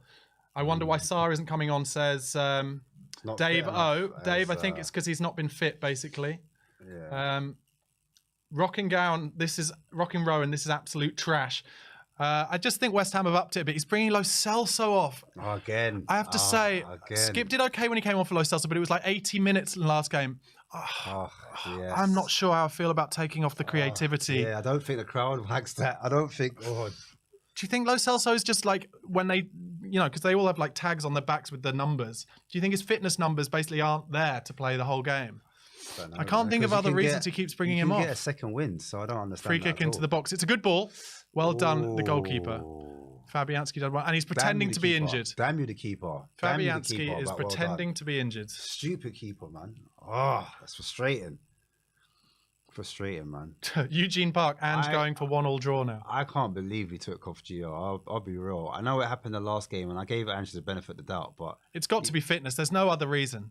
But still, you can get a second wind, and he wasn't puffing. He didn't show any signs of being fatigued. I didn't see anything like that. He was like probably one of our most creative, if not the most creative player on the pitch. Yeah. So I do get the frustration from Spurs fans on these substitutions. I like before. Remember, Conte didn't do any substitutions. I mean, he used to play everyone to the end. Reality is, I guess, we're just not blessed with options off the bench, especially in central midfield, and therefore, if he wants to bring more legs on for tiredness reasons, then it's going to have to be Skip. But I don't know what the situation is with Lo Celso. Maybe he's got a knock that he's carrying all the time at the moment and can only do kind of 65, 70 minutes. Let's see. Anyway, we've got the ball back now after Fabianski, it turns out, isn't injured. And it's back to how the game has been most of the time, which is their kind of narrow, low block and us trying to find a way through. Also, as well, a lot of fans have been calling for the youngsters to play, like Donnelly. Jamie Donnelly, yeah. He's a natural attacking midfielder, or he could play out wide as well. And most people want to see him over Skip because they feel like Skip hasn't got much invention or creativity on the ball. Yeah. I haven't seen much of Donnelly. No, I haven't either. I can't claim it. I've seen a little bit of him, but not enough to say, this guy, if he comes on. I would always, and I said it to you before, I would always look at the fact that Ange sees him every day in training. Correct. And he says that Skip's one of his best trainers. Look, Skippy scored a great goal against Chelsea last season. Who's to say maybe the script is written for Skippy, but I can also understand if fans are a bit deflated by Lo Celso, our most creative midfielder, coming off. I think that's what I was talking about, the actual crowd itself. Like, the crowd have got to get behind the team, and maybe that it's flattened it a bit. That's what I was saying. Yeah, that's a good point. It's a good cross from Porro. Richarlison! Yes! He's gone wide. No, he needs one of those. He needs one of those to go the other side of the post. Oh my days, Richarlison! Amazing cross from Porro. It's back stick. Richarlison's made a great run. It's just behind him. He should score. He's got his eyes on it. I thought he closed his eyes or something. He should score. Oh, we need one for Richarlison in one of these games to go in like that. Oh, Richie, come on, man. You got to score that. Honestly, it's so close to the right side of the post. I'm sorry, you got to score that. I don't know what you think about that. I think it's I'm going to give him the benefit and say it's a tiny bit behind him, but he should score still. I do think he should still score. He's done well there running the channel. Well done, Rishi. Oh, that is a big letdown. Big let off for West Ham. It's one of the first crosses we put in the box. And that's what I think as soon as they see him on, that's what they like, we're going to put crosses in the box now. Yeah. Straight away. Well, and they didn't defend it well. Oh, God. 20 minutes left. Boy, did we need that. Hopefully that is going to make West Ham think a bit differently, though, like realise that there's a bit of a different danger on the pitch now. As I said before, open the pitch up, make it go wide, throw balls into the box. Yeah. They want us to play centrally. They think we're going to play centrally. They're going to put 10 men behind the ball and keep them narrow. So yeah. Sonny has just come out wide there. Yeah, so Sonny looks like he's playing off the left with Richarlison playing more central. That's interesting. Free ball. He hesitated. It's a hesitation I can't stand. Oh, terrible ball from Bissouma. And Kudus on the break. And Bowen's in if he picks him out, but he hasn't. Nope. Kudus has done well there. Spurs. Well done, Bissouma. Won it back. Well done. That's it. Well Head done. Up now. Forward. Sonny taking up some interesting places in the kind of number 10 role a little bit. Yes, Decky's playing. Decky's come a bit narrower as well. We need to move it quicker, though. Quicker. Yeah, I would have got that out to Destiny there, maybe. Where we slow it down here, it's easy for them to get in their shape. It's harder for us to kind of... Oh, Bissouma. Again, it's that... Just took his eye off the ball a bit. Yeah, it's the... not attention. Yes, attention. The attention. And again, give it back. Here we go. 71 minutes gone. Spurs, as ever, got a lot of the ball in the kind of 30 yards out, 35 yards out region. But And they're happy for us. There. Yeah, they are. Yeah, it's very Moisey to have us out there. I'm going to say it now, as negative as it sounds. If we don't score another goal in this game, I think we'll lose this game on the break. So we need to score, as far as I'm concerned. We will score. We will score. Well, I'd love you to be right. Skippy making some good runs into the channels, and Son, yeah, definitely a lot wider. Oh, lovely good ball. Stuff from Lovely Skip. Ball. Go on. Is Romero going to have a dig? He was tempted. Yeah, he was tempted. Another cross from Porro, but that one doesn't beat the first man. Do you think that's the thing where they're told not to shoot from outside the box? Like the ethos is. I don't know if any of them. I have to say, I'm not sure any of them have got really good crosses, good shots from that distance, other than Son, really. Or good football, Porro. No, don't shoot there. I'm sorry, the keeper made a save, but I think he's got to get it across the box on the floor there. I don't think that's a shooting area. Anyway, we've taken the corner already. Oh, whack it across. Oh, that was good. That was better. That was good from Johnson. Made a good run for him there. Don't foul him. They're going to try and do the whole thing. You can predict it. You can see it 5 yards ahead of it. Yeah, they're going to try and kill it off. What do you think here? Johnson made a good little run. But I didn't beat the first man. Porro made a good run. Don't you think across? I guess there's no one really. There's no one really making that run either, making a beeline. Yeah, I wish he kind of. In which case, if he's going to shoot, I want him to shoot across the box, to the far corner on the ground. Yeah, that's something. We need a finisher, says Frankly Maskai. I think he kind of rushes it as well, and his foot gets slightly underneath it. If he flattens his foot a bit and lowers the tip of his toe, hits it with his laces, it stays low and goes across the box. He slightly gets underneath it. I think that's why it rises up. Right. Oh my God. Well, you can't do that. Oh my days. Oh my days. And that's what it takes. That's all it takes. James Ward-Prowse has scored for West Ham, and it came from a poor back pass, which Vicario weirdly then went with his hands, which he's not allowed to do. Wow. And then it just goes straight to them. Wow. Hit the post, and it comes back to them. Wow, wow, wow. Who saw that coming? I didn't. I'll tell you that. Well, I'm afraid that's what these games are like. If you give away your momentum, it's exactly what it's like. If we lose this game, so who's it with the back pass? Destiny. Horrible. Horrible. Horrible. That's the first time I've actually seen our heads kind of drop as well. After that, I was like, wow.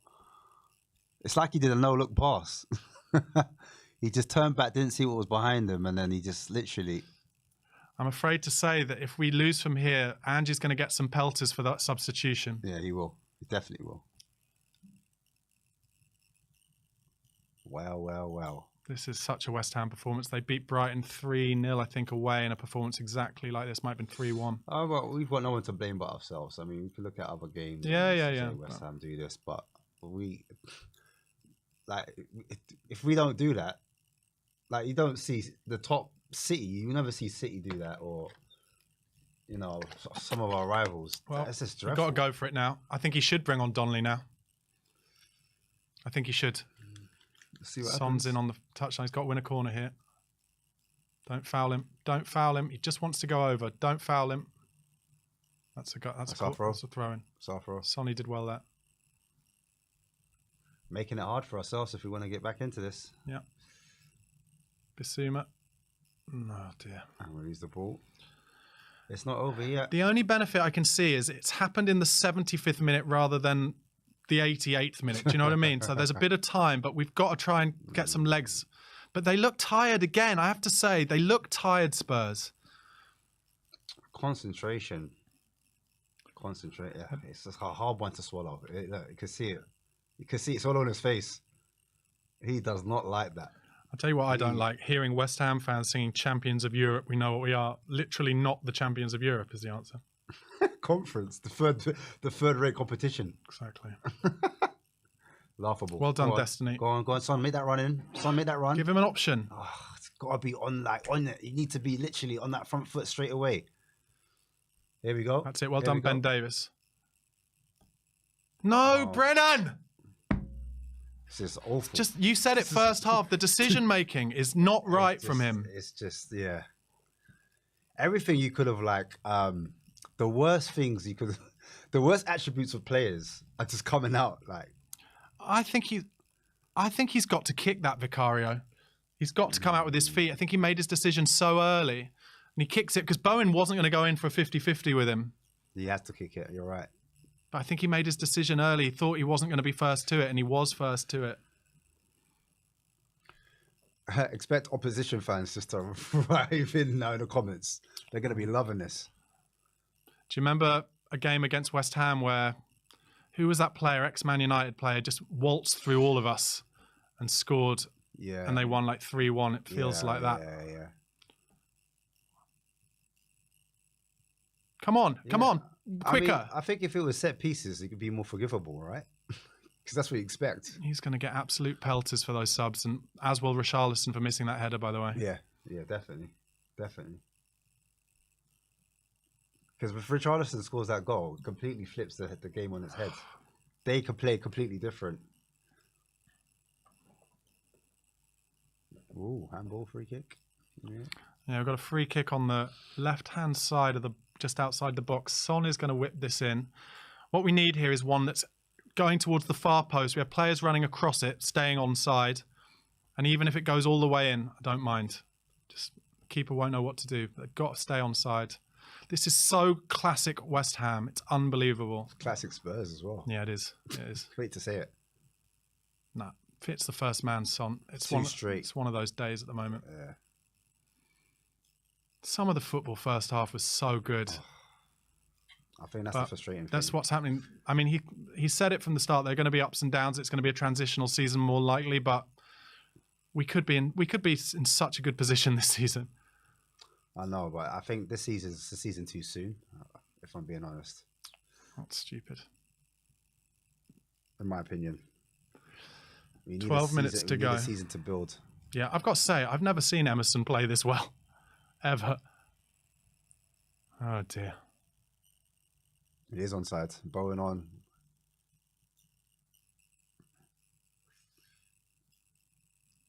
Get off the pitch. Oh, Kudus is in cross at the gone back. over. And West Ham still have it though. Spurs having to defend a bit deep here. 12 minutes left on the pitch. All right, now do an easy ball there. You can be more composed there, Destiny. It's like I feel like I can't speak on any player. If I speak on any player, it's when things go bad. Yeah. So I'm just gonna keep my compliments to myself right now until the game's done. It's very depressing at the moment. I have to say, very depressing. And It's again, when you get so many opportunities in the first 20 minutes, 30 minutes of these if we're games, not clinical, we haven't been clinical. Well, the only silver lining I can what say, a ball from Son.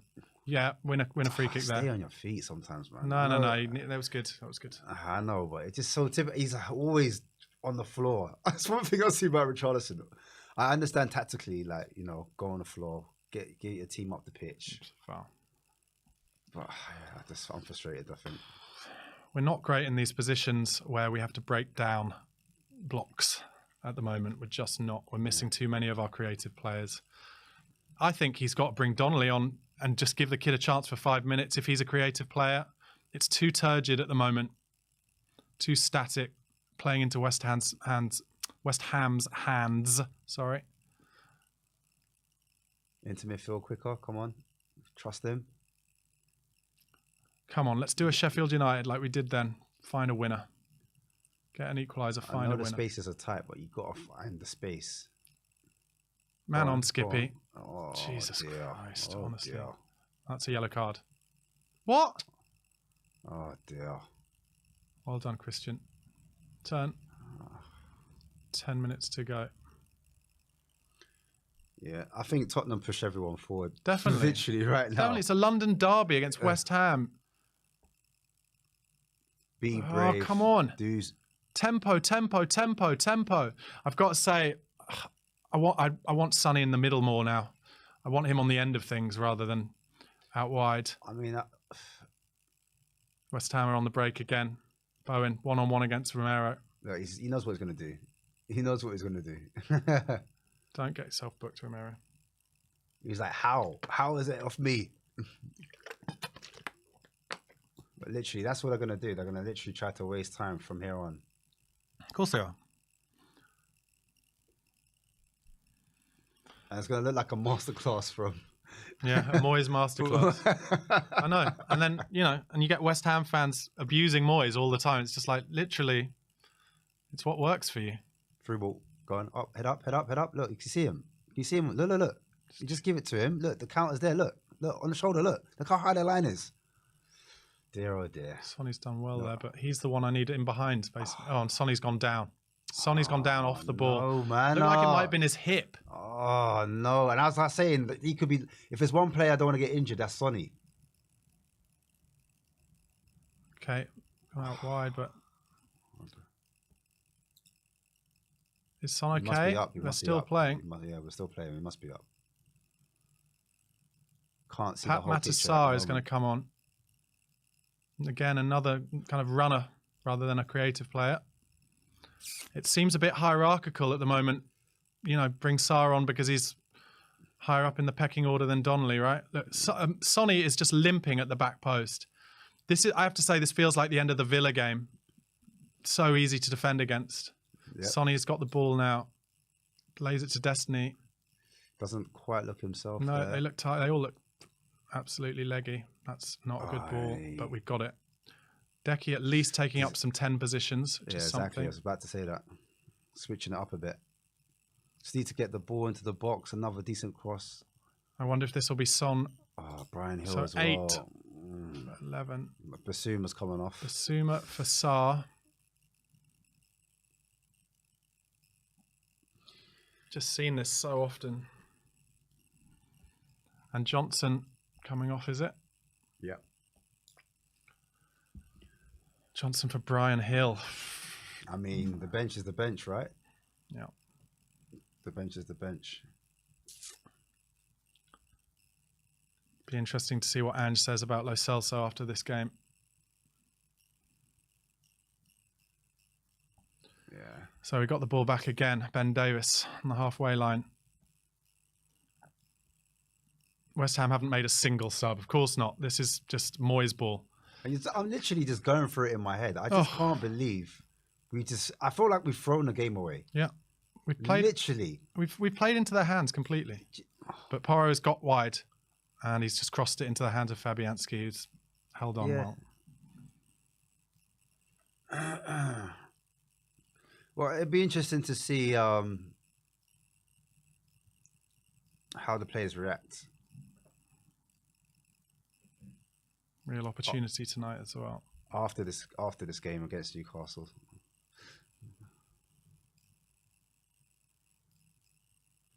And we need, because I think the problem was we needed a win. We now just have what I would describe as a really workman-like side out on the pitch. Do you know what I mean? Yeah, definitely. Come on. They're just holding on to the ball a bit long. I'll tell you what, Rishi's made a run there, but it's just run away from him. That was a good run. At least that was something different. Ball over the top. Yeah. It's a bit of better execution. Could be in. Yeah. Better though, better movement. Much better movement. It's a shame. Maybe they'd be 85 minutes gone. How much time do you reckon will be added on? Not much. Yeah, because I was saying I didn't see much stoppage. Bowen now just holding it in the corner in the 85th minute. He's going to get man of the match, Bowen. That's a corner, I'm afraid. Yeah. Or should World Prowse get it? Well, I'm afraid I called it. I said if we didn't score, we would lose this game, and it's still the case. You can just see it happening in these Tottenham games at the moment, I'm afraid. The pattern is formed. We start incredibly strongly and then it just falls off and it brings other teams into the game. It gives them the confidence. And when they get that equaliser, their momentum enables them to push on. We need something to fall for us now. We need a bit of luck in the way that West Ham got the luck for their goal. Oh dear. Nearly scored. I started laughing because I was like, this is typical. Yeah, we nearly conceded there, but Vicario just about got the ball away from Ward-Prowse's corner, which was right on top of his head. in the 86th minute. Looking pretty bleak for Spurs at the moment, I think it's fair to say, as we wait for our feed to come back on. What could happen, Ash? What could happen? Well, you called it before. I mean, in terms of this game or just in the season? No, I just mean, like, how can we get ourselves into this game in the last 5 minutes? Got to try something different, haven't we? Yeah. I mean, when the space is there, you have to attack it, like now. Right, Kulusevski's through on the right, but he's totally on his own. He's tried to cut it back at least. Oh, tell you what, chance here. He's at the byline. He's got to hit it hard. Oh, he leaned back. He's always going over. You got to get over the ball, son. It was Pat Matassar that ended up with the shot. Fat Joe leaned back, boy. And he leant back and hit it over the bar. Oh, yikes. But that's another example, I think, of how we don't have enough players on the pitch who you want those balls to fall to. Do you know what I mean? Yeah. Lo Celso, you went there. Yeah, I mean, on his right foot, it wouldn't have done much either. But that's true. Son is injured and coming off now. He's injured, you could tell. Valise is coming on. So now we've got to get the ball into the box. Be interested to see if he plays on Sunday. We're going to start breaking down and crying. This season, man. This season. I said, I haven't got no tissues, bro. I ain't got no tissues. Oh, yeah. It was an opportunity tonight with Newcastle losing as well. I mean, I said it again. I'll say it again. Look, this season here, I'm not watching no other teams. I'm just trying to focus on us and identity, what we're trying to build up. Lots of people trying to bait me into conversations of the top four, etc., etc. Yeah. I'm not getting involved in that because... But it's the injuries have killed us. The injuries have absolutely killed us. And everyone said that their squad isn't big enough. Can they deal with injuries? And the answer is we can't. He needs a couple windows, man. And he needs a couple years as well. Of course he does. Of course he does. Yeah. No, look, no shade on Ange. I don't doubt that he knows something about Gio that we don't, because it doesn't make sense to take off our creative player, midfielder otherwise. But now it's very much a workman-like team with two big men up front. So they're going to have to get it wide and get some crosses in the box. As simple as that. Valise and Richarlison both good in the air. Porro now with a chance to get across in the box.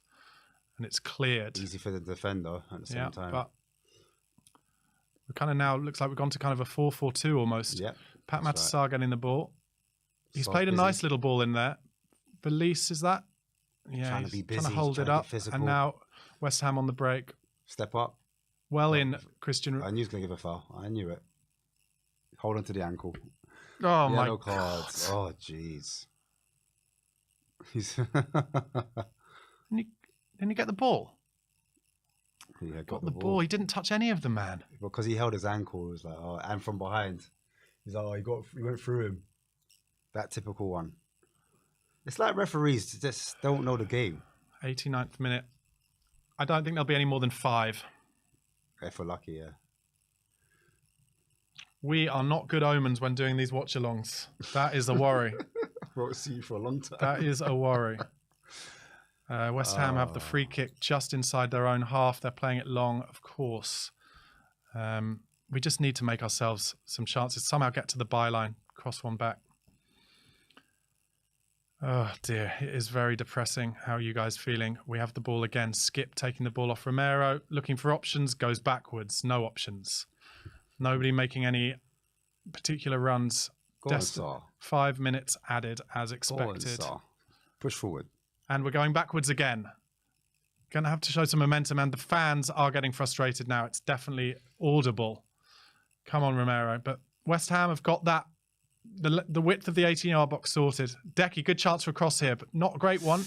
Oh, and that's Souček, and he's good at that, isn't he? Touch. Porro now. Can he win a free kick? Could have gone down, maybe.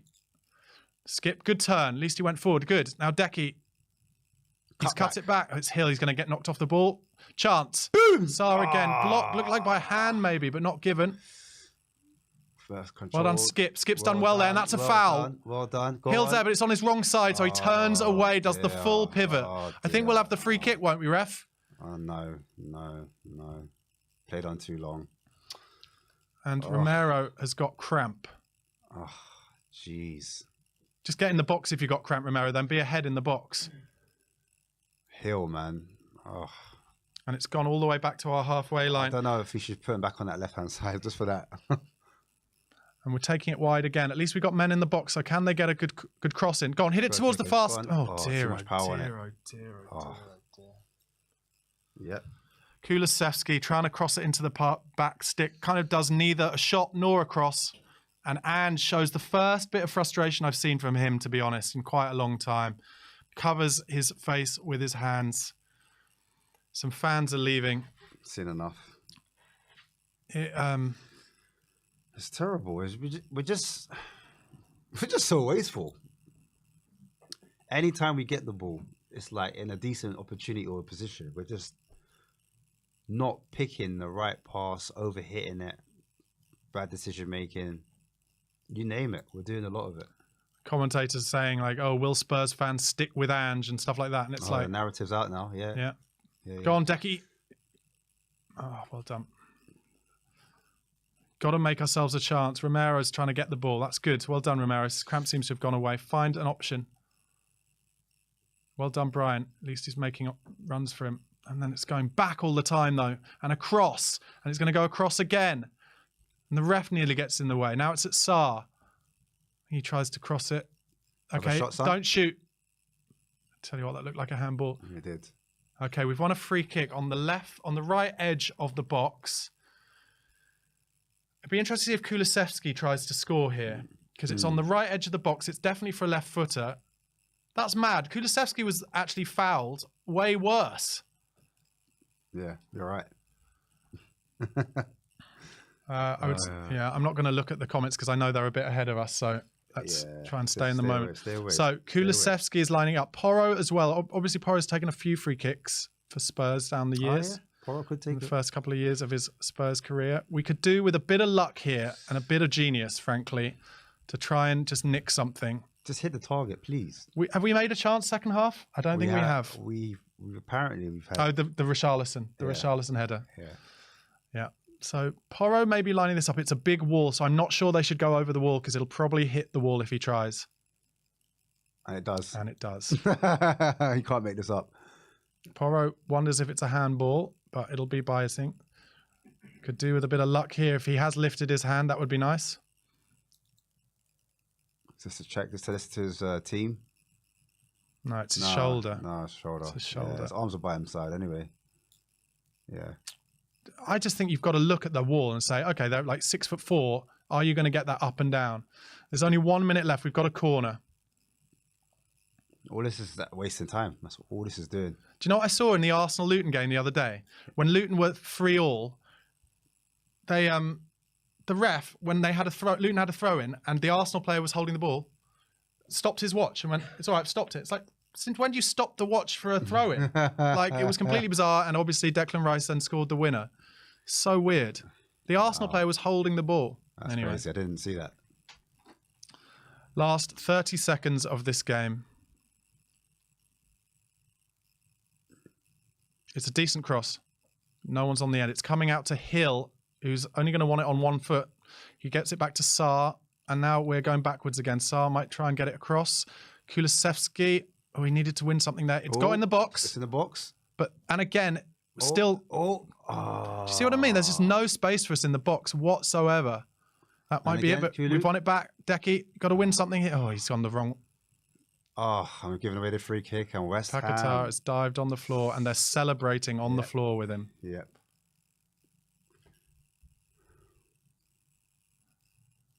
Boy, could we have done with Paquetá being injured that first half. And Kulusevski's gone down and is off the pitch. So... Oh, Lord. Literally, I don't know who we upset out there, but... Aye. Look, he's loving it. He's loving it. He's like, yeah. It's final. The 5 minutes are done.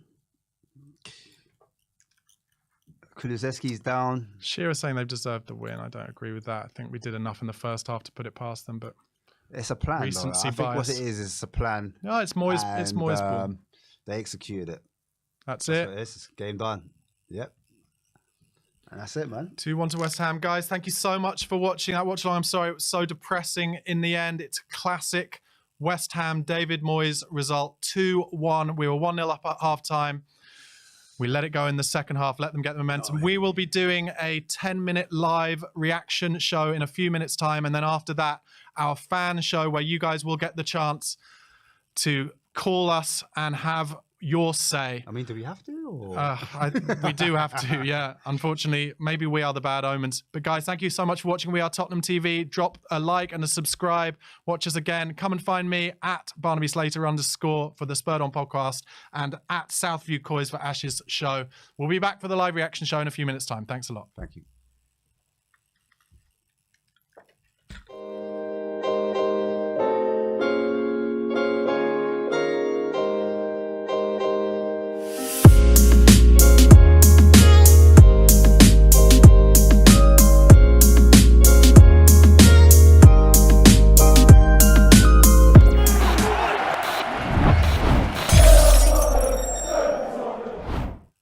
Hi guys, welcome back to We Are Tottenham TV. We've come straight in after the watch along for the live reaction show after Tottenham Hotspur lost again at home 2-1. Our second home loss in a row, 2-1 against a team who we were 1-0 up against after not very many minutes at all. And in our last home game before that, we lost 4-1 to Chelsea as well, didn't we? It's been a torrid time at home. I'm Barnaby Slater from the Spurred On podcast. Find my link in the description box and in the title. Give me a subscribe and a follow there. I'm with Ash from Southview COYS. We've watched the game together. To say it was disheartening would be an understatement. Ash, how are you feeling? Oh, absolutely gutted. To know that we had it in the palm of my hands. And it's not like they played well. If they played well, they played through us, or they got the set piece and they undid us that way, I could take it. Yeah. But the very fact it was our own mistakes that let them back into the game, and then eventually it was our own undoing that made them win the game. And the narrative is as well now that masterclass from COYS. Was it really? Like, this is what makes me sick and tired, because then all of a sudden the narrative changes, the mood changes. All the fans are saying, "Oh, we didn't win because of this, we didn't win because of that." If we just took our chances, and maybe this is becoming a theme for our season, is it like Spurs can't put those chances away? Do we need to be a lot more clinical? Of course we do. We do. First 10 minutes, if you survive against Spurs, then you'll end up, getting a result out of them. I don't want that to be the case.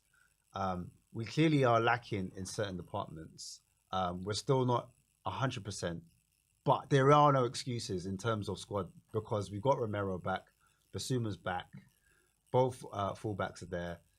We had Johnson, Kulu, and Son up front, and that was the team more or less that started the season. So we're running out of excuses here. Yeah, it's really hard to take. It really is. Once again, we go 1-0 up. Remind me of that goal in the first half. It's almost hard for me to even remember what happened. Oh, yeah. So long ago. It was so long ago. It was literally, I can't even remember. I can't even remember either. All I can remember. I'm so depressed. My memory has blocked it out. all I remember was like a lucky deflection, and it just broke to Bowen. And Bowen just put the ball in the equaliser. net. Yeah, the goal was, I've just remembered. Yeah, the goal was from a corner. So we actually we never broke West Ham open and scored a goal. Basically, what happened was we scored a goal from a corner and we never kind of got in behind. We never made Sonny a chance. And that is because David Moyes played it very tight and compact down the middle. Let us get it out wide, knowing that we wouldn't play the ball into the box because we don't have a threat in the air until Richarlison comes on. And knowing that realistically, other than that one Richarlison chance that we had, even then Zuma and players like Souček and Koufal and Aguerd are going to win a lot of the headers anyway, even if we do start playing some crosses in the box. And I think West Ham, like, other than that first 20 minutes when we were kind of ripping them apart and getting to the byline and getting some chances across the box, we never made Sonny a chance. And that's where our most dangerous stuff has come this season. And I know you're saying there are no more excuses. I agree, no more excuses. But, we are lacking creativity. And the moment he took Lo Celso off, there must be something wrong with his fitness, because we then stopped making any chances whatsoever. And I think it gave West Ham a boost as well. Knowing that our most creative player comes off means that they get a boost like that as well. And they're able to pick us off. I said it before. You heard it in the stadium. It went flat. Yeah. It went flat. And I couldn't defend it.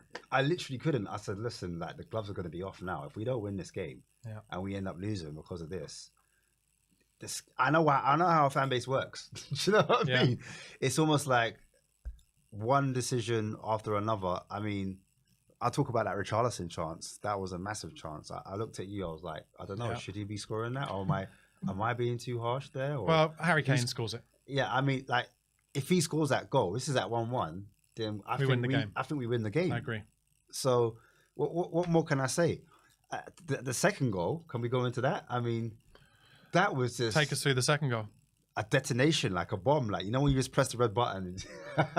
Literally, the pass back from Destiny. Yeah, he just, I don't know, because like looking at the highlights, I think he actually does turn back and look. I think that'll be a situation where Ange is like, don't pass it back, mate. Especially not if you're going to pass it back and do it like that. Try and play forward. Do what Basuma did against Man City. But it was a comedy of errors because then I think Vicario, I think he thought he was going to be second to the ball.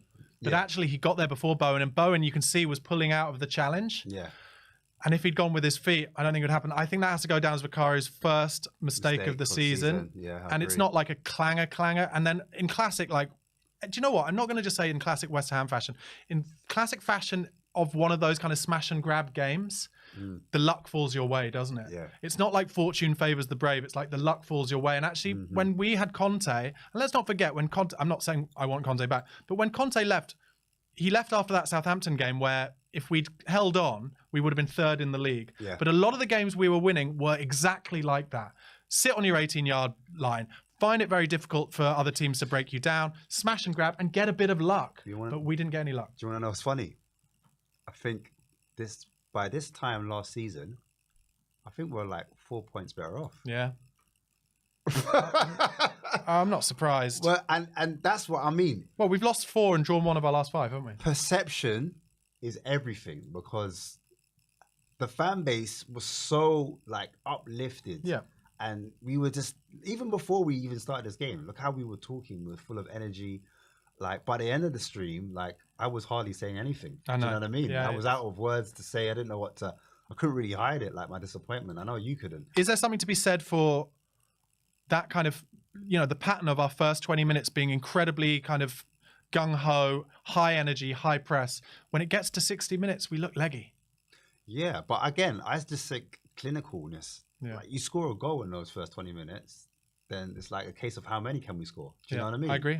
And I was we need to score 2 goals is what we need to do. Yeah, I thought sometimes in that final third, that final ball, and sometimes the concentration, like a simple pass was on, and we're doing loose passes. Do you know what I mean? And that's how they were getting back into the game. Because, in fact, 77% possession, that is a lot of possession. Yeah, do you know what I mean? But it was all possession that West Ham were happy for us to have. Yeah, to be fair, yeah. But I think in the first half, I'm just talking about, I think we were pinning them in a lot more. It wasn't a case of, like, we weren't creating chances. I think, like, statistically, we created something like, was it 14?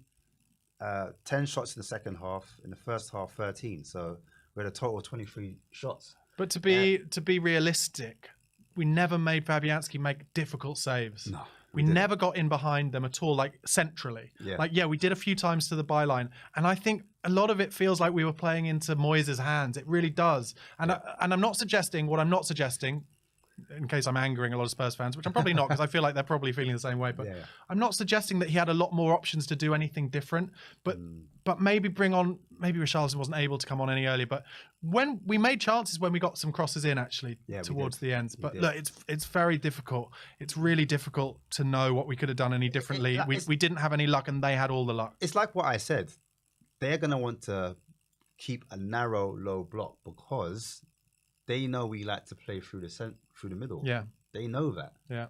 And so I said it's going to take some of our players doing something slightly different, moving around and maybe being a little bit more fluid. And actually that chance that hit the post in the first half was off the back of Lo Celso pulling off towards the left. Do you know what I mean? Johnson going in behind in that central area. And then that's when we looked a bit more dangerous. In every one of these games we've lost in the last 5, it's been there have been some little small margins like that. If that goes in off Zuma, we're 2-0 up going into halftime, we win that game. I'm sure of it. Yeah. Whereas if the Vicario thing doesn't happen, if the shot that they have that deflects off 2 of our defenders doesn't go straight to Bowen, we win the game. Correct. And it's just not falling our way at the moment.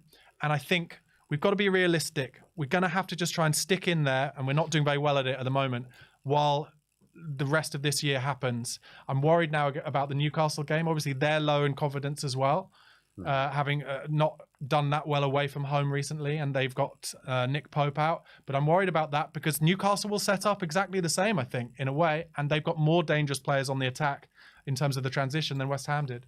Positive is that we're still only 3 points off City. We're only 3 points ahead of West Ham, and we're level with points with Man United. Like, you know, we could easily, if we have another bad couple of rounds, we could easily fall into like 9th or 10th place, down where Chelsea are. And that is a worry. But I will say, to try and end with a positive, it is a transitional season. We've been so unlucky with injuries. And I would say, and I said it in the first half today, I genuinely believe if those injuries hadn't happened, the momentum and the suspensions, the momentum would mean we would be there or thereabouts with Arsenal right now. Yeah, injuries do play a massive part in it. And I didn't want to make that excuse because I think a lot of, I don't know, fans have been hiding behind that. I didn't want to use that same rhetoric. At the end of the day, it was in our hands. We could have won. We created enough chances. Well, I felt that we had enough possession where we could have put the game out of sight. Do you know what I mean? No. I don't want to say, I want to say our injuries and this, that. If our first team was there, we would have done this. No, the team we had there, we should have beaten West Ham. Yeah. And I don't blame anyone else but ourselves. Yeah, and to be honest, they didn't cut us open either. Like, those 2 goals were both our own doing / luck. So, you know, it would also be easy. I think there will be a narrative amongst the pundits and maybe some fans as well saying Ange has to find a middle ground between this attacking philosophy and defensively. But West Ham didn't cut us open today at all. Yeah, it was nothing. Those goals were fortunate. I don't think it was anything to do with well, the only tactic you could probably get at him is probably for, you know, teams might have figured us out in terms of being narrow. Yeah, that's all. I mean, apart from that, but normally if we had the wingers, we could have maybe swapped taken Johnson and Kulu off and then put a different profile winger on, and hopefully in January we can address that. Do you know what I mean? Completely. And even like when you saw Richarlison come on, we actually tried to cross it because we've got a focal point now. We've got someone to aim at and slightly different profile to Son. Let's hope Son's not injured. Let's hope Kulu's not injured as well. Because if about that. Son or Kulu are injured, that completely changes our season. I don't care what anyone says. Like that was our strength moving forward, midfield and the front, and then Son went off towards the end, and Kulusevski was off the pitch looking injured at the end as well. Guys, thank you so much for watching our post-match reaction show. My name is Barnaby Slater from the Spurred On podcast. If you are not watching on the Spurred On podcast right now, please come and find me at Barnaby Slater _ or on Spotify or Apple Podcasts at Spurred On Podcast, or just type it into your search engine, Spurred On Podcast. And Ash is available at Southview COYS on YouTube. Also, please don't forget, We Are Tottenham TV. Press subscribe, press the bell button so you get the notifications for all their amazing daily content. And we will be back here for a live fan reaction show in about 10 minutes time, 5-10 minutes time, where you guys can call in and speak to us about that depressing second home 2-1 defeat in a row. Guys, thanks so much for watching. Come on, you Spurs.